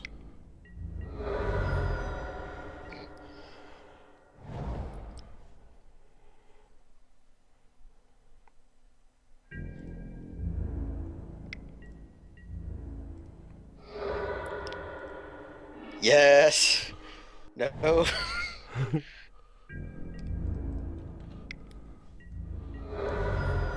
Okay.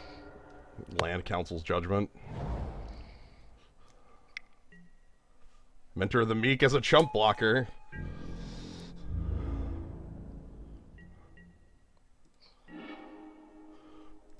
In we go. Alright, in for attempting lethal.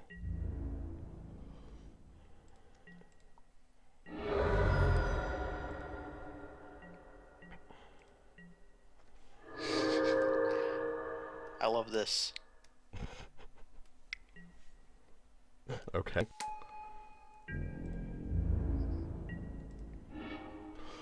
Okay. Finally. He has to have Council's judgment. No, yeah, he's got nothing. We got the snake now. Oh, we don't. Double blue. Okay. Yeah. Also, he can use Revelark to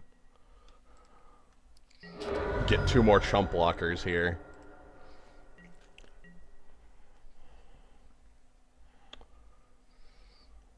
Do you want to evoke that Mole Drifter, or do you want to hold up Exclude? I'm thinking about evoking the Mole Drifter because... Well, no, I want to Exclude. This is going to be funky. Card. Yeah. Yeah, alright, get the fuck out of Okay, here. we made the correct decision. Well, he does get that back on the... Okay, cool, we win. Okay, good dungeon guys. That was what I wanted. Yeah, that was what I wanted, was the double blue. Alright, excuse me. Just gonna... You do not die. And it does tap it, so even if he can kill Dungeon Geists, I thought he would steal whatever. Yeah. He just spent the path on Sundering Titan. Okay, we got that. Okay, Fiend Hunters, good to know. Fiend Hunter. So our opponent has Fiend Hunter to answer our shit, too.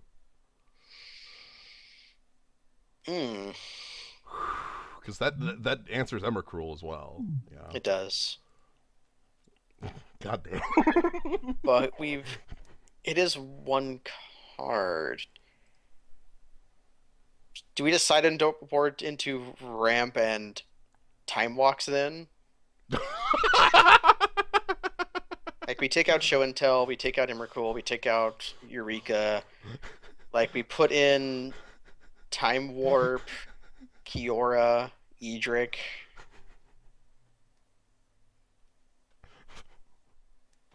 Or do we just try to do it again? Um,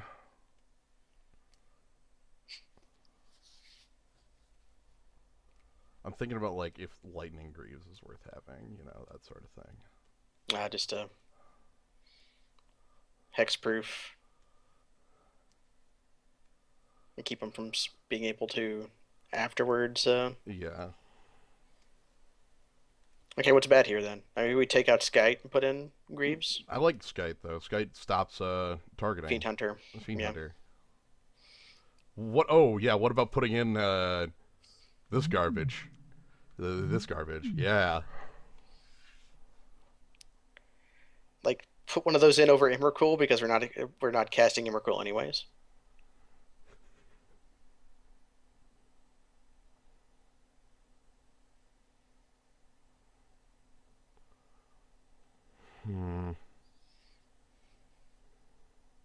Because Terrastron's really good. Mm-hmm. Sundering Titan's good because it's mana denial. What's bad? But I don't know. The only thing I could think of would be putting in one of those guys in over Emrakul. Even though if Emrakul just wins on his own though, if he can attack once. Let's just rock it. Unless you think of something.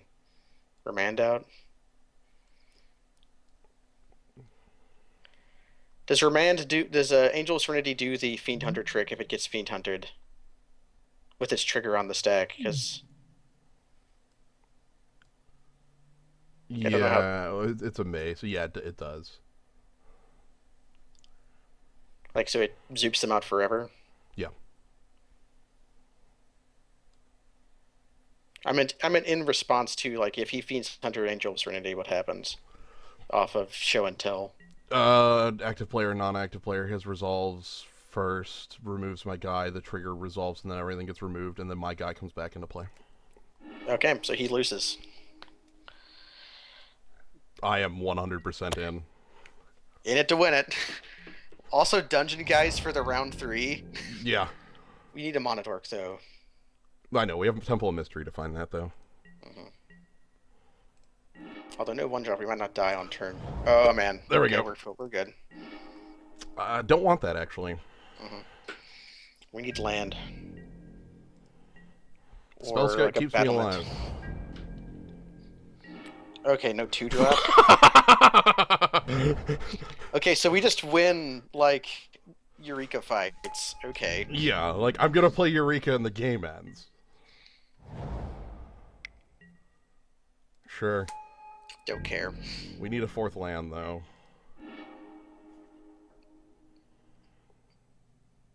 Do we do that now or next turn? Now. Okay. Do I pay 2 life on that? What else are we doing this turn? Playing the card we draw off it. He's attacking us first for 3 next turn, right? Yeah, we're blocking that. So we take 1. I think we can afford to take 2 damage.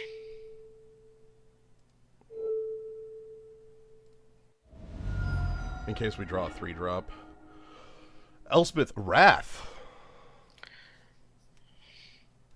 Elish Norn. I think our opponent sideboarded to beat us.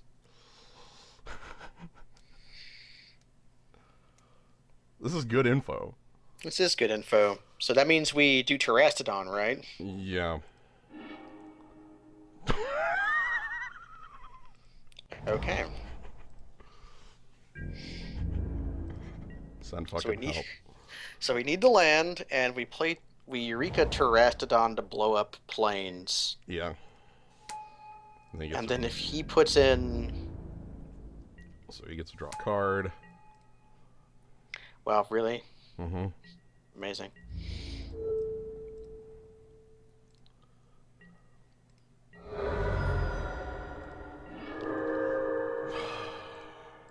That sucks. Every turn we draw the fourth land is really bad. Yeah.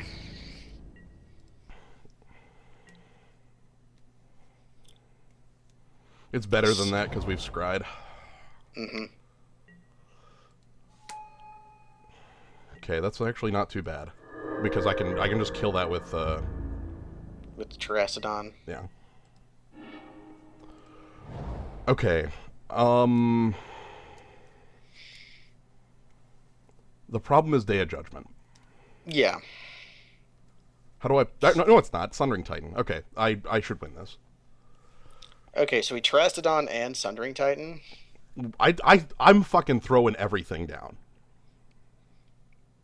Okay, then do we care about Elspeth?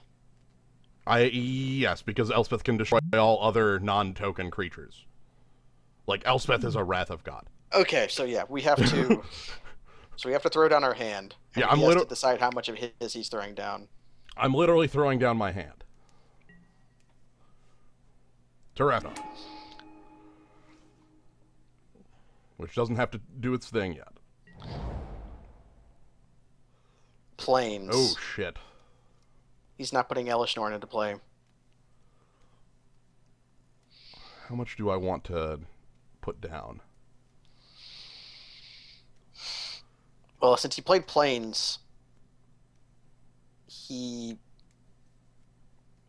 His hand is Day of Judgment, Elish Norn, and is it Unknown Fifth? Unknown Fifth, right? Yeah. So if we blow up 2 planes, Elspeth, and then slam down Sundering Titan, that leaves him on 3 planes, right? If he is able to go Wrath of God...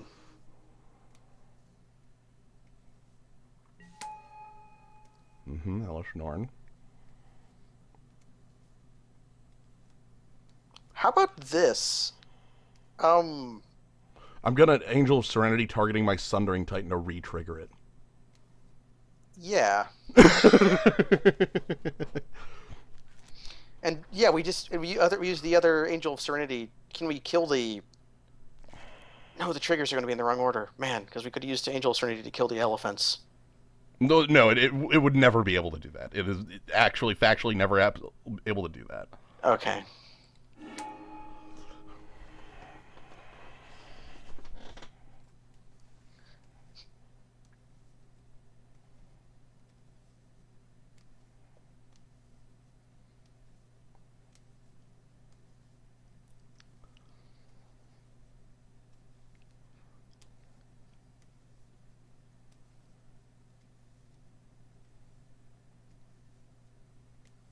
This is exciting.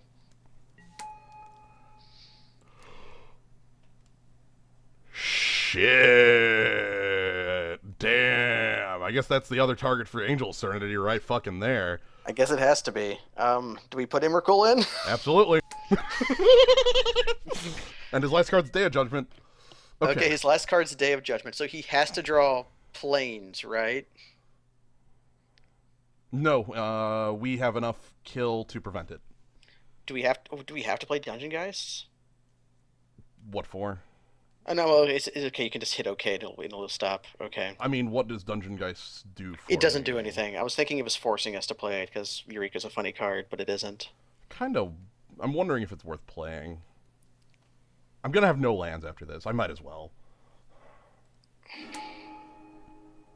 Okay. So, the way this works, I'm going to... So, I want Terrastodon to target tapped plains, Elspeth.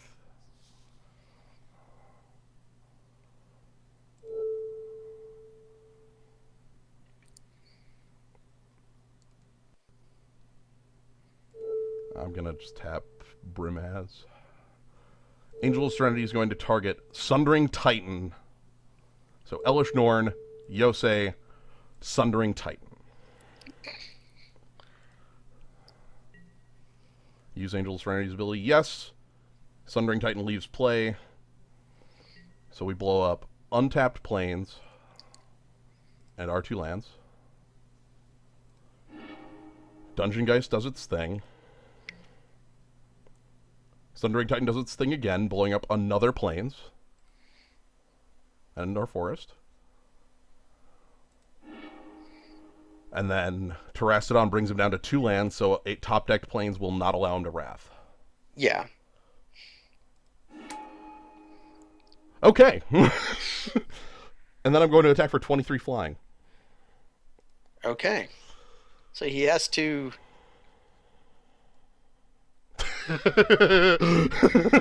Okay. Let's see what he has.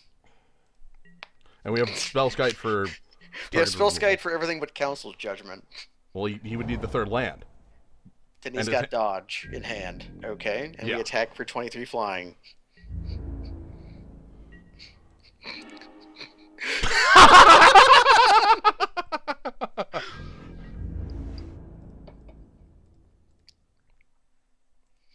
Man, not even sending the Skite in? Nope. Skite's got to stay at home.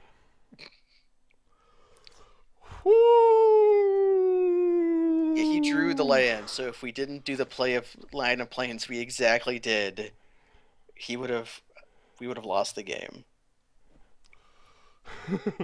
GG, man.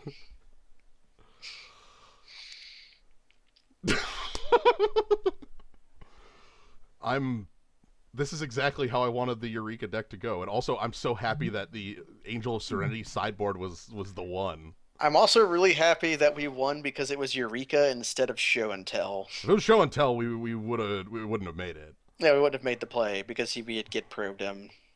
Yeah, well, because we would probably have lost the game. Elish Norn beats any one card I play. You know, yeah. Yeah, I was gonna say.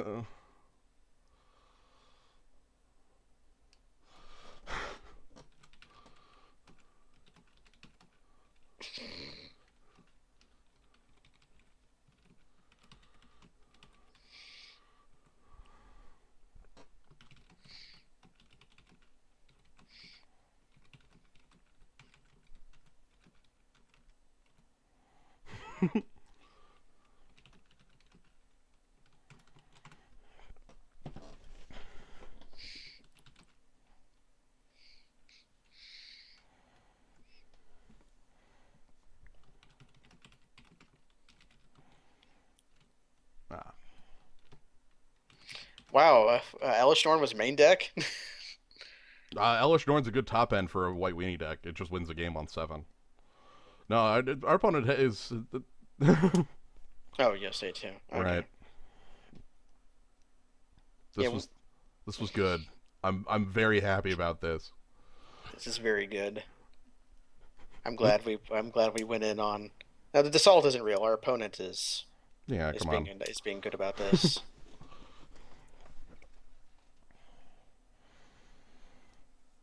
Yeah, this was, but no, the Angel sideboard was really good. That was like the last second change. Ashen Rider wouldn't have quite done it. No, it needed to be Angel of Serenity because I needed 3 targets there. Yeah. I needed all 3, or else I wasn't gonna win. Because Ashen Rider just exiles 1 and then another when it dies. So it could have dealt with Yosei or Elish Norn. It would have exiled Elish Norn on ETB, and then when he goes to Rats with any of his Rats, exiled Yosei. Or no. I would have exiled Elspeth. So that would have almost worked, but it wouldn't have been as good. Yeah. Yeah, Git Probe was definitely. This is why we're playing Git Probe. Every single card that I played performed its exact function. Even Oran Viper. Mm-hmm. Oran Viper and Skite let us block, so that we could cast a Git Probe on live. I'm glad we've both been having experiences with Emrakul lately. Right. Because What is Tooth and Nail if not a 9 mana show and tell?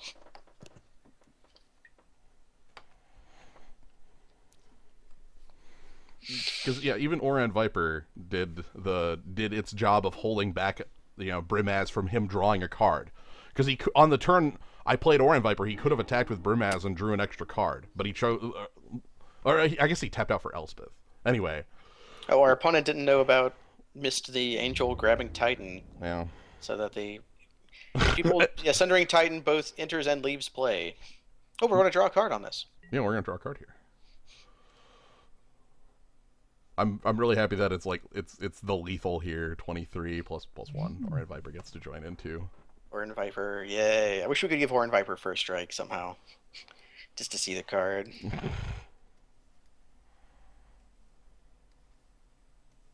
Yeah, Horn Viper. Yep. I love you, Horn Viper.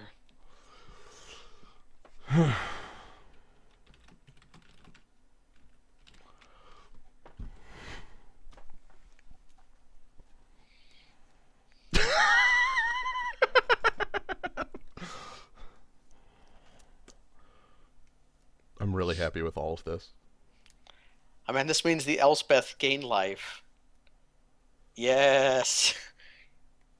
If he had one more creature, Horn Viper would get in for the kill.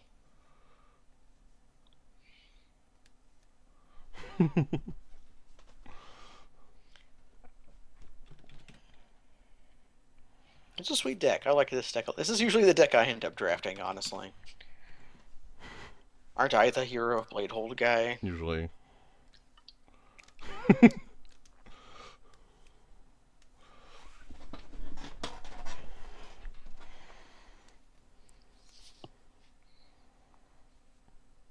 Our freaking Oran Viper.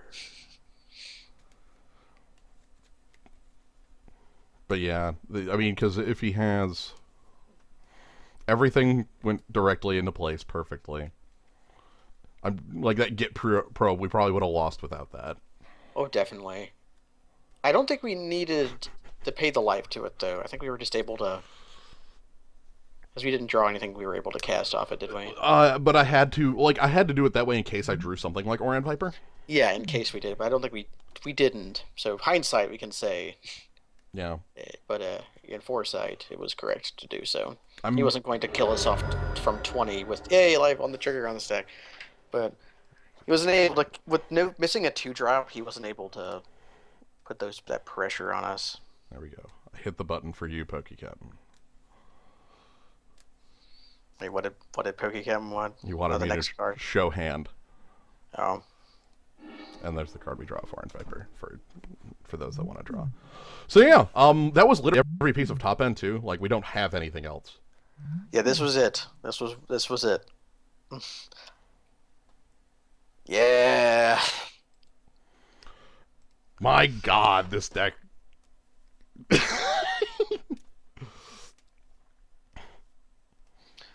Top deck Terminus would have sucked. Yeah, but we would have gotten Sundering Titan back. Yeah.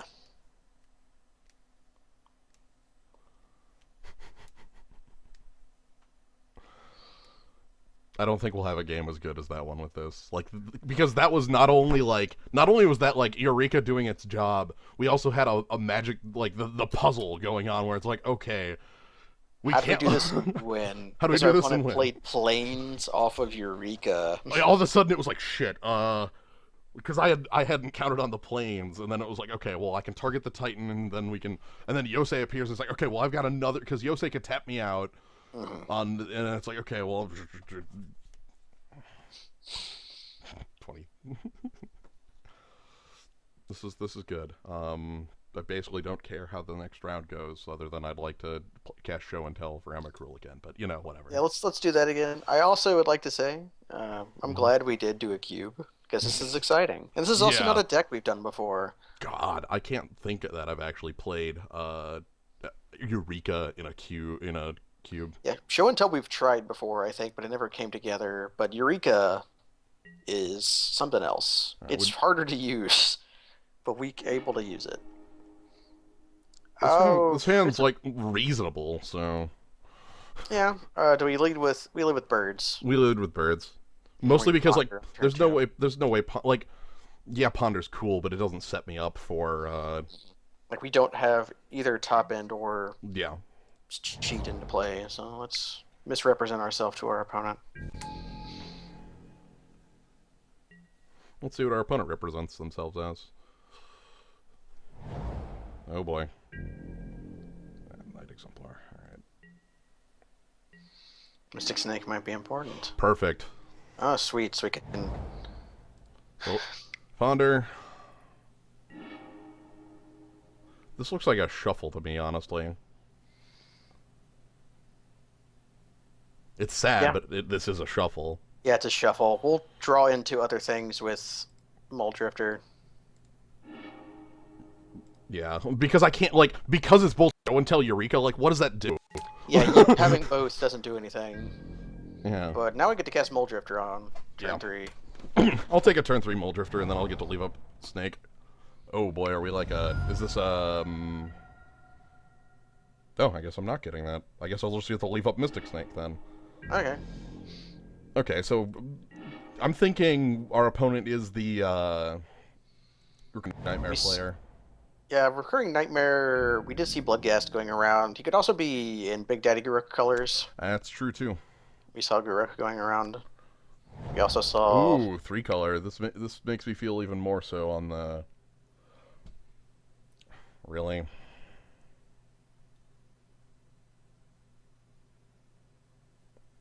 I'm not Mystic Snaking that. That's lame and dumb. Yeah. On one hand, it sucks not to Mystic Snake it, but it also sucks not to Mystic Snake it. Alright. Mole Drifter blocks 1/1s. So, Dungeon Geist will block 1/1s. yeah. Oh, sweet. Over a battlement's double ramps. Yeah. We're in Powered Stone. That's good. And a blocker. Not that it works against flying creatures, but Mole Drifter holds off on Lingering Souls just fine. And we can Geist if he plays a real creature here. Yeah, I don't know what play is. I'm assuming a non. Yeah, I was gonna say a non-relevant card, like something I'm not gonna Mystic Snake when I say non-relevant. Like obviously it's a relevant card, but Yeah. I think he's gonna flashback Lingering Souls. Yep. Does he get in, I wonder? Get in. No, he does not. I assume our opponent's a Mirari's Wake player. Can we Temple here and then hold up Snake? Yes, I can even play over Embattlement and do that. Because I'll have two. Actually, no, I won't. Damn, Then we play Untapped Land. And then yeah, then we play Untapped Land because I want to play the Battlement. Sorry, I'm thinking the opposite, and that the over Battlement's already in play. It is not. Yeah. So we leave up Mystic Snake, and then like I can Temple next turn, and we're at a point where like one of our top end pieces would be nice. Yeah. Hell, we could cast some of them. Yeah, well, like we don't actually want to see Ancient freaking Tomb, huh? It's like Sundering Tide. What are you going in on Ancient Tomb on? No. Okay. Not happening, bud. And the snakes come marching in. We have Regrowth, right? He could Uh, have Murasa. So he could have. I think we did pick up a Regrowth. Yeah, we have Regrowth. So he could be the. He could have the Green Warden, which would suck, but. Yeah. Ah, sweet. I can scry then Git Probe. Yes. We just cast it for blue, right? Yeah.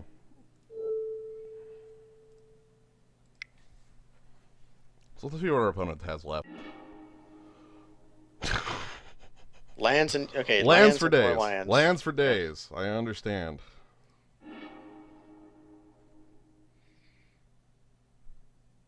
Now this is my punishment for not paying the paying the 1 for it instead of paying the 2 life for it, because I could have played that. Yeah, we could have just played it. Well, do you want to attack with the snake?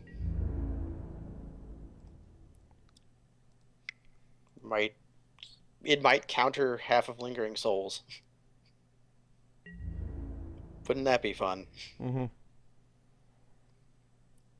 I'm fine with it being dead.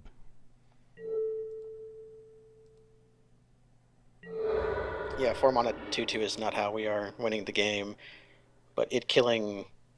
Okay, so that is like Mystic Snake having countered. Are you Half thinking of about it, yeah. playing Dungeon Nah, Geists? I want to hold Dungeon Geist for like a real ass threat. Yeah, Because like just because our opponent's hand was a bunch of lands doesn't mean they're not going to top deck an 8 drop. yeah. Or they could like cast Yavi My Elder and sack him Yeah, to draw some card. good old card. You might do that right now.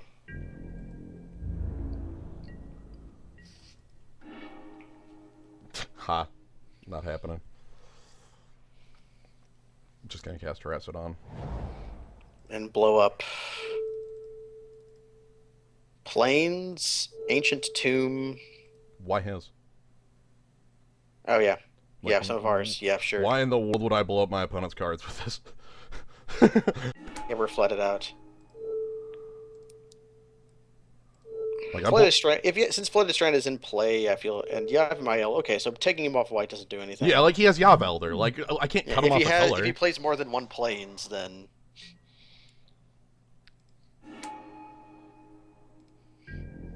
Gary, you the player who has damnation.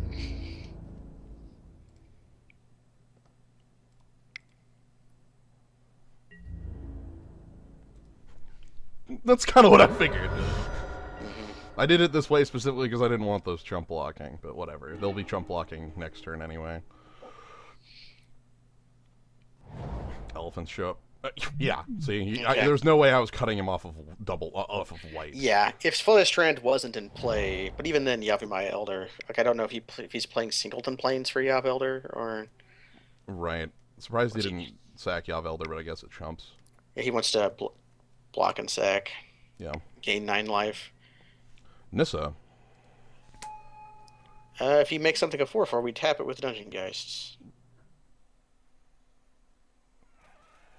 Yeah.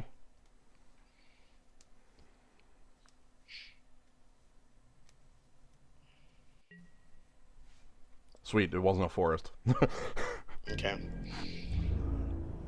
Wait. Okay, Ancient Tomb is not No, City it's of not Brass. City Brass, yeah. That was the first thing I thought of doing.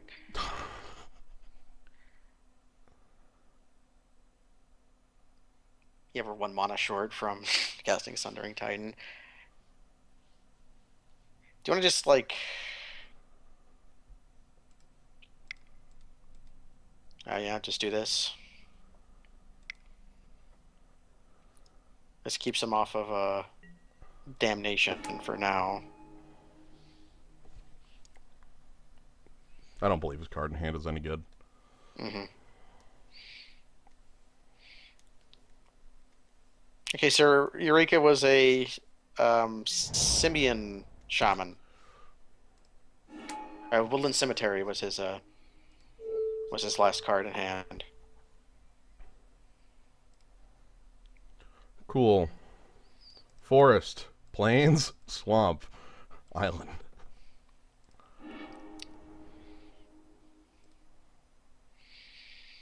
And then he can go get colors if he wants, but So we anyway.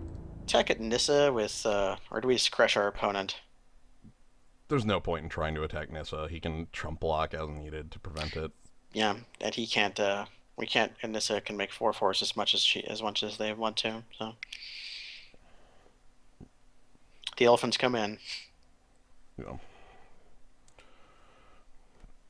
Like I could try to, but like if I overcommit to Nissa, everything like then Nissa like takes 9 or whatever. And we just don't want to hurt our opponent. So Yav Elder goes there. He should block 2/3/3s. He might consider killing Muldrifter here, but he takes 9 for his troubles. Yeah. We can't actually cut them off white because Yavelder, but Yeah, if our opponent is playing more than one Plains, Yavimaya Elder can fix them. yeah, now our opponent top decks Terminus. That'd be good.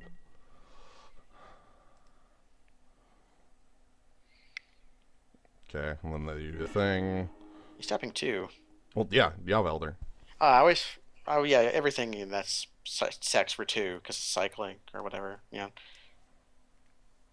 For some reason, I always think either Yavelder or Mindstone sacked for 1.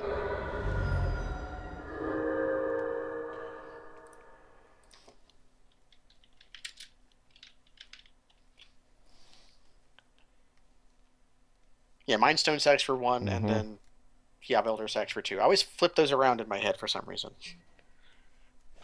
All right. Okay. I accept. I'm gonna crush you.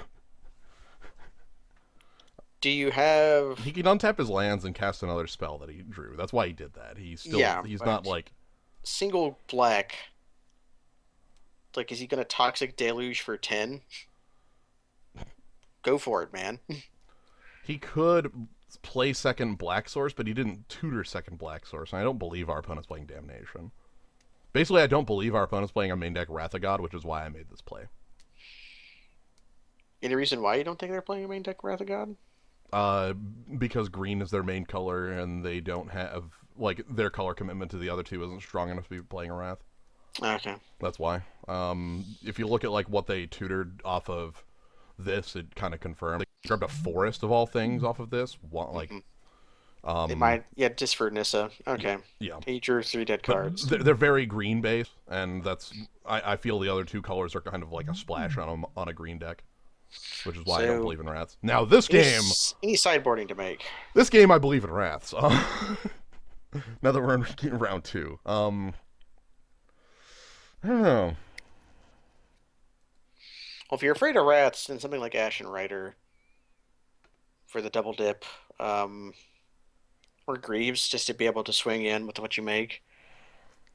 Right. I guess is anything bad? Remand is good. Um, Cyclonic Rift is good. Yeah. How's Exclude? He's got to be creature based if he's heavy Yeah, green, right? he's well that like yeah he played Karn, but obviously he has other ramp targets, and excluding those seems good. Maybe I just walk right back in. Maybe. It would be like something for Greaves, or maybe Edric because he seems to piddle around for a lot of time. We'll learn more about his deck when we win this round. Let's walk back in. We got a game to burn. Well, that's a flat Um, mulligan. yeah, this is like one card away from being a keepable hand, but I think it's like two. it's more like two. Okay, it's one card away from being a shaky keep. This is a good hand.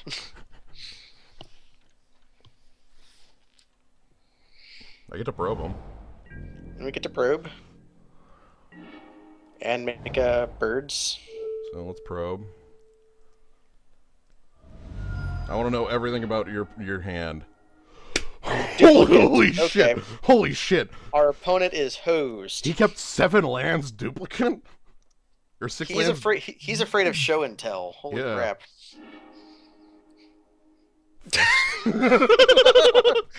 Rightfully, okay.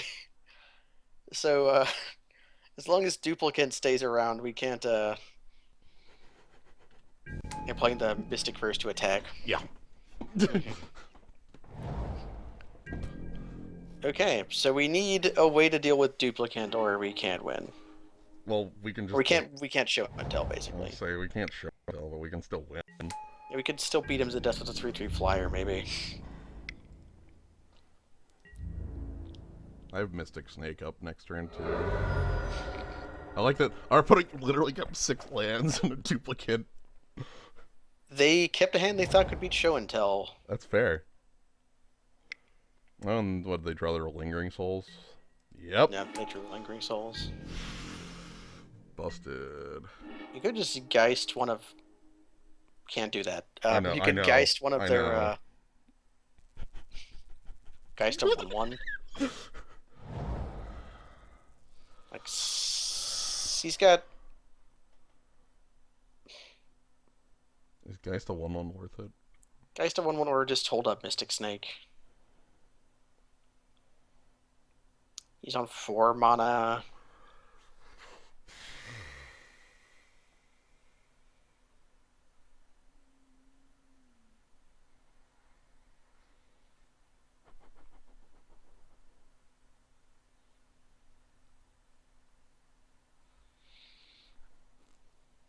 Yeah, let's just hold up Mystic Snake. I don't like Geist 1/1. I don't like it either. I was just thinking it because it would be like a clock against someone whose hand is mostly blanks. The reason I don't like it is because I play Dungeon Geist, he just flashbacks Lingering Souls and has 3/1/1s untapped, so I can't attack again. Yeah, Like, true. it's a null play. However, if I counter the back half of this with Mystic Snake, which I'm going to do this time, Yeah. uh, Then we can attack with both the snake and dungeon yeah, geists. because I can just Dungeon Geist to 1/1.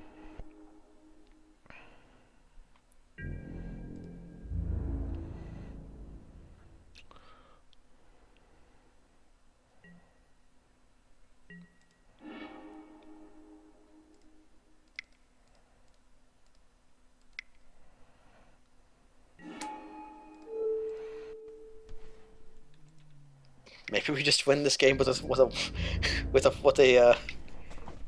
3/3 flyer. Yeah.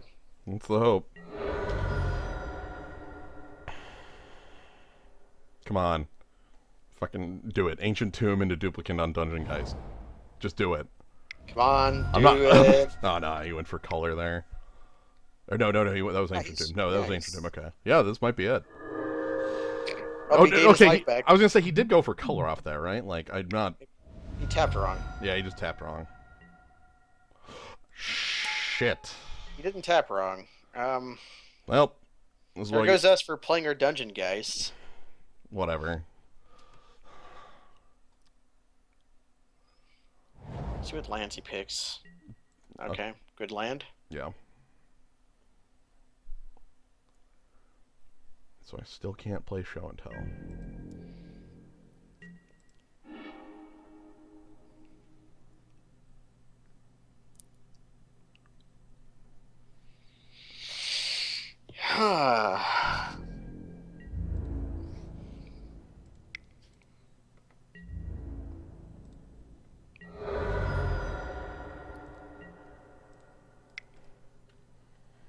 This clock is better than mine. Yeah, his clock is better than ours. Um,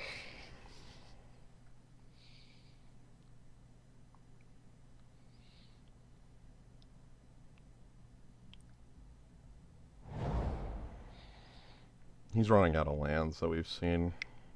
Problem is, like, I don't care about the lands. I care about the duplicant. That's the only thing I want gone. yeah, it's the only thing. Come on. Karn. Oh shit. Okay, we are quickly losing this game. That's us losing the game like next turn because Primeval Titan's grabbing too. Okay, so did you know our opponent actually has some top end?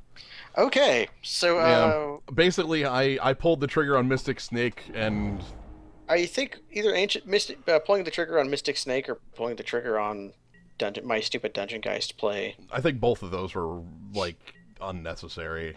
Yeah, I smelled blood though. I really did, but it was wrong to smell blood. Yeah, that was just an incorrect play. So Okay, now we get to learn, or we get to sideboard. God, what do I have that beats that sort of thing? Like, I need counter spells to beat those cards, and I don't have any extra counter spells on my sideboard.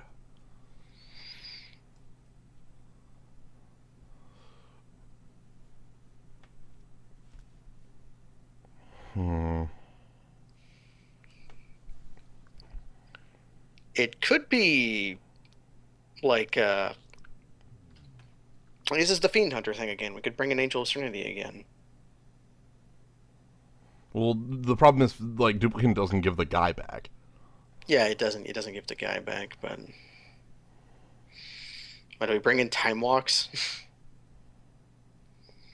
Oh, Skite. Yeah, Skite. Yeah, beats Spell Duplicate. Skite's what we bring in. I'm just trying to figure out what we want out. It's not Exclude, obviously. Like, Skite is the card we want in. Search is what we boarded out last time. That's probably fine. Let's do that. I'm just gonna go with that. Okay, So our opponent is the other green ramp. that they are. Would you like to play first? Yes. Yeah, I'll keep. Seems okay. This hand doesn't seem that bad. So, Ponder, what do you find? He finds Fauna Shaman. It looks like. Do I want that? We're holding show and tell. Like that loses the duplicant, I know, but but do I need to run in fear of that? Like, I don't. since we're holding Dungeon Geist, I don't think so. I mean, it's a little awkward because Well, no, no, no. Geist is what we would pitch to Fauna Shaman, but Yeah, I'm always pitching Geist to this Fauna Shaman, like always. I think we keep the Fauna Shaman though. Okay. But then we're drawing 2 lands. Yeah, that's the problem. That's the thing I don't like about it is that we have 5 lands. You know what? Yeah. What is this hand doing if not show and telling? Sure. If our opponent can beat the show and tell. Maybe we do shuffle. I don't know.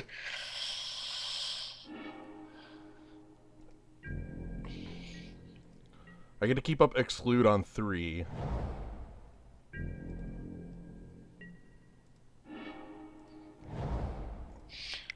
Yeah.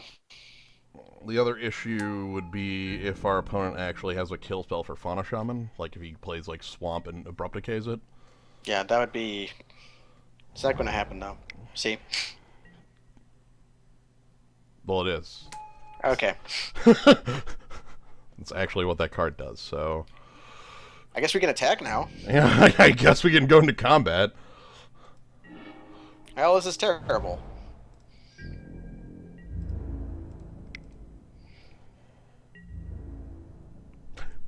Yep. Okay. Okay.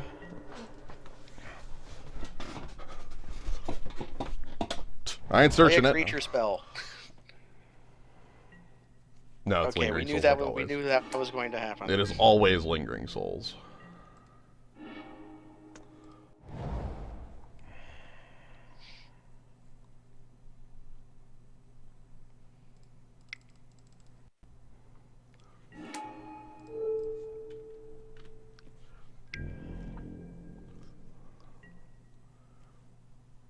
I don't believe our opponent has a 4 that's powerful enough that I would exclude. I mean, in the sense that, like, not doing this. Because I assume he had black like 6 mana. drops. Yeah, I want to. Well, I want to exclude either Titan or Avenger. Mm-hmm. Is this like a? Oh, it's just Harmony. Oh, yikes! Well, I couldn't exclude that, so. Yeah, we couldn't exclude it anyways.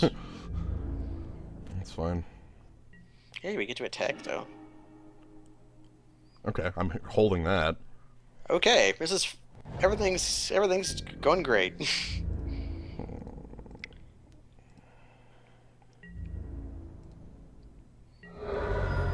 So yeah, I definitely want to exclude, like, you know, his Big scary things. Yeah, his big scary things. I was hoping Ancient Tomb into what prime time. You know, something like that. Yep.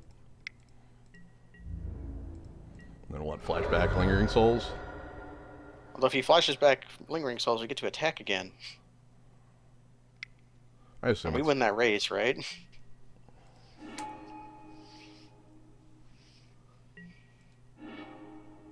I can play that.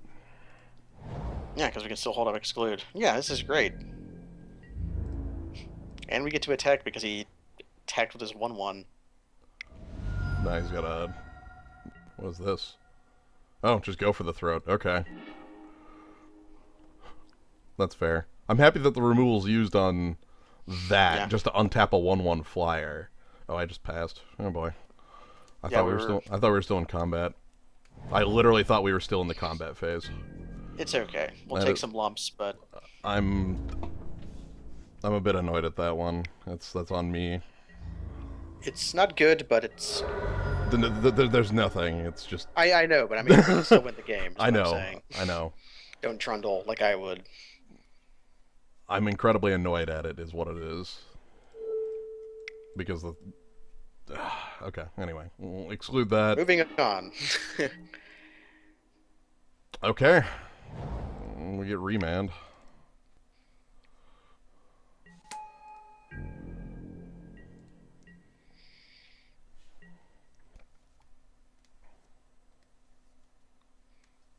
I really wish that was Eureka instead of show and tell.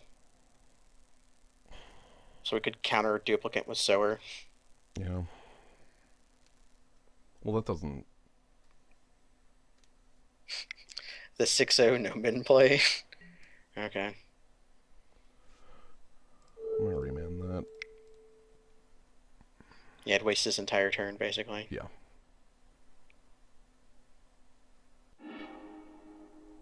I like it. I like Orin Viper a lot. You have Thoughtseize? What is... I haven't seen anything that's single black out of our opponent. Oh! Oh. Okay. We're just gonna die to Lingering Souls tokens. It appears so.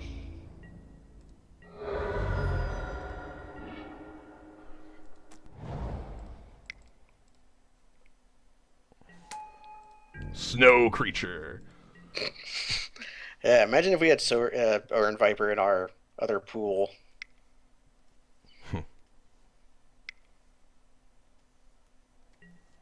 Alright, then this.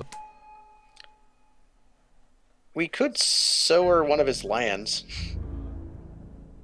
if he makes a 4/4 say here. if he does that. Like, yeah, that means we get murdered by... Check with Avengers into cards, even if we sowered it, we're probably losing. Yeah.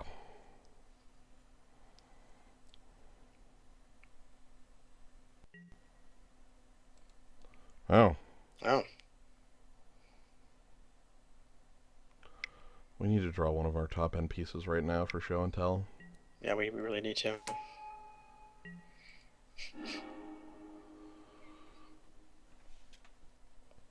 I guess we cast that. I pay life on it.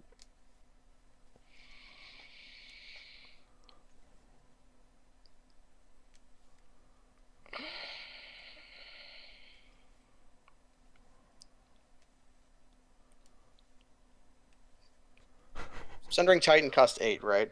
Yeah. Then we pay life on it. But no, if I draw Sundering, I can just show and tell it. No. Okay, then. I do not pay life on this. I can afford it because I have 7. Enough to play both spells in my hand. Yeah. Let's see what we got. What are we fighting? Duplicant, Karn, Ugin, Abrupt Decay, huh? My hand is cool. God, I needed him to have a big thing.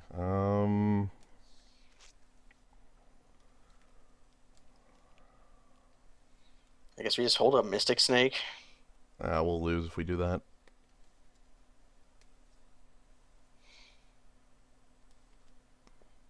Then we have to sower a 1/1.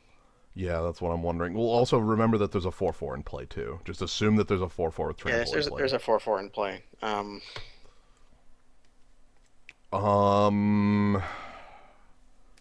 Does a card assist me? Yeah, if we're going all in on show and tell, I think maybe we attack. Like we attack, we try to get the card off of Oran Viper, and then Like if he doesn't, then Yavimaya Elder dies, and Yavimaya Elder dies means that he can answer anything I throw down as well. Okay, so it's got to be. All right.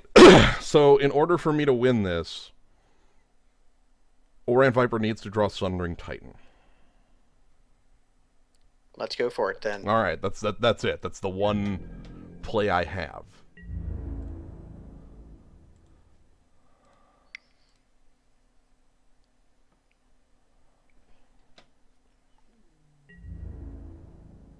Okay, he blocked my play.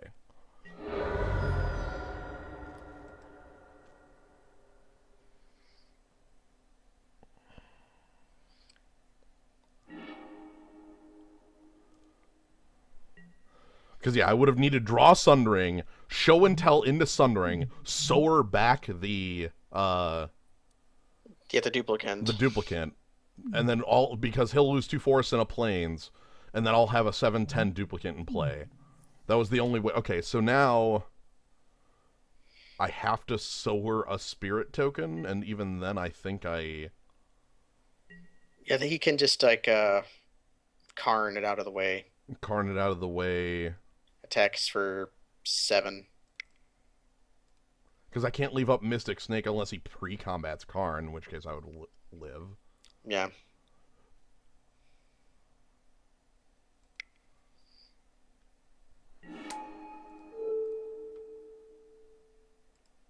It's the last game I'm going to play to it. Mm-hmm. Ugin he can't play. That's 8. If he could play Ugin, I would just be dead for like 16 reasons. But he can't play Ugin this turn. Well, if he Karns, he can't make a 4/4 to attack us. Yeah, he could Ugin. Karns, He could Ugin, but he loses the 4/4. Like that would be ramping into it. Mm-hmm. Okay, so he's just gonna duplicate, and I don't have the Mystic Snake up because I paid blue instead of 2 life. Yeah. Well, this gives us a turn to draw Emrakul. No, we die. All right, he gets to make a. I'm going to take lethal damage and die. Okay. So I played both of those wrong.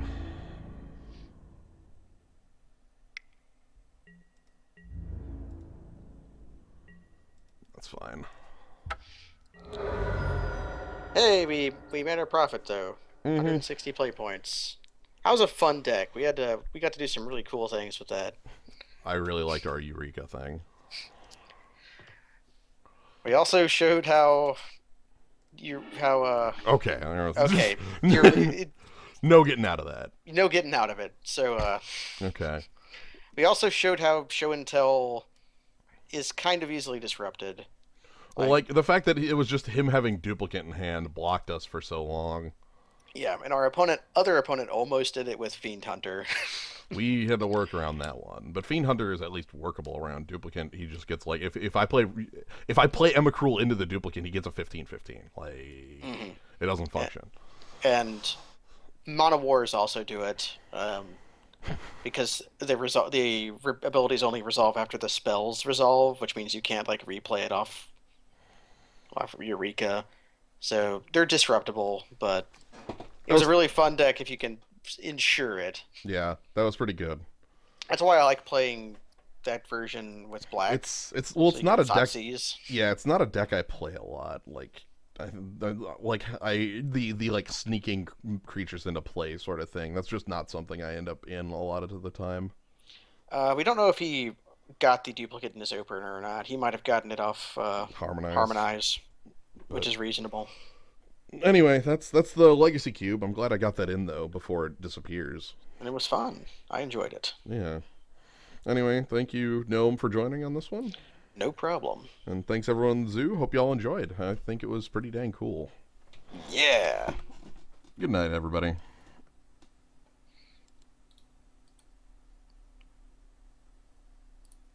Okay, then there's this video. That's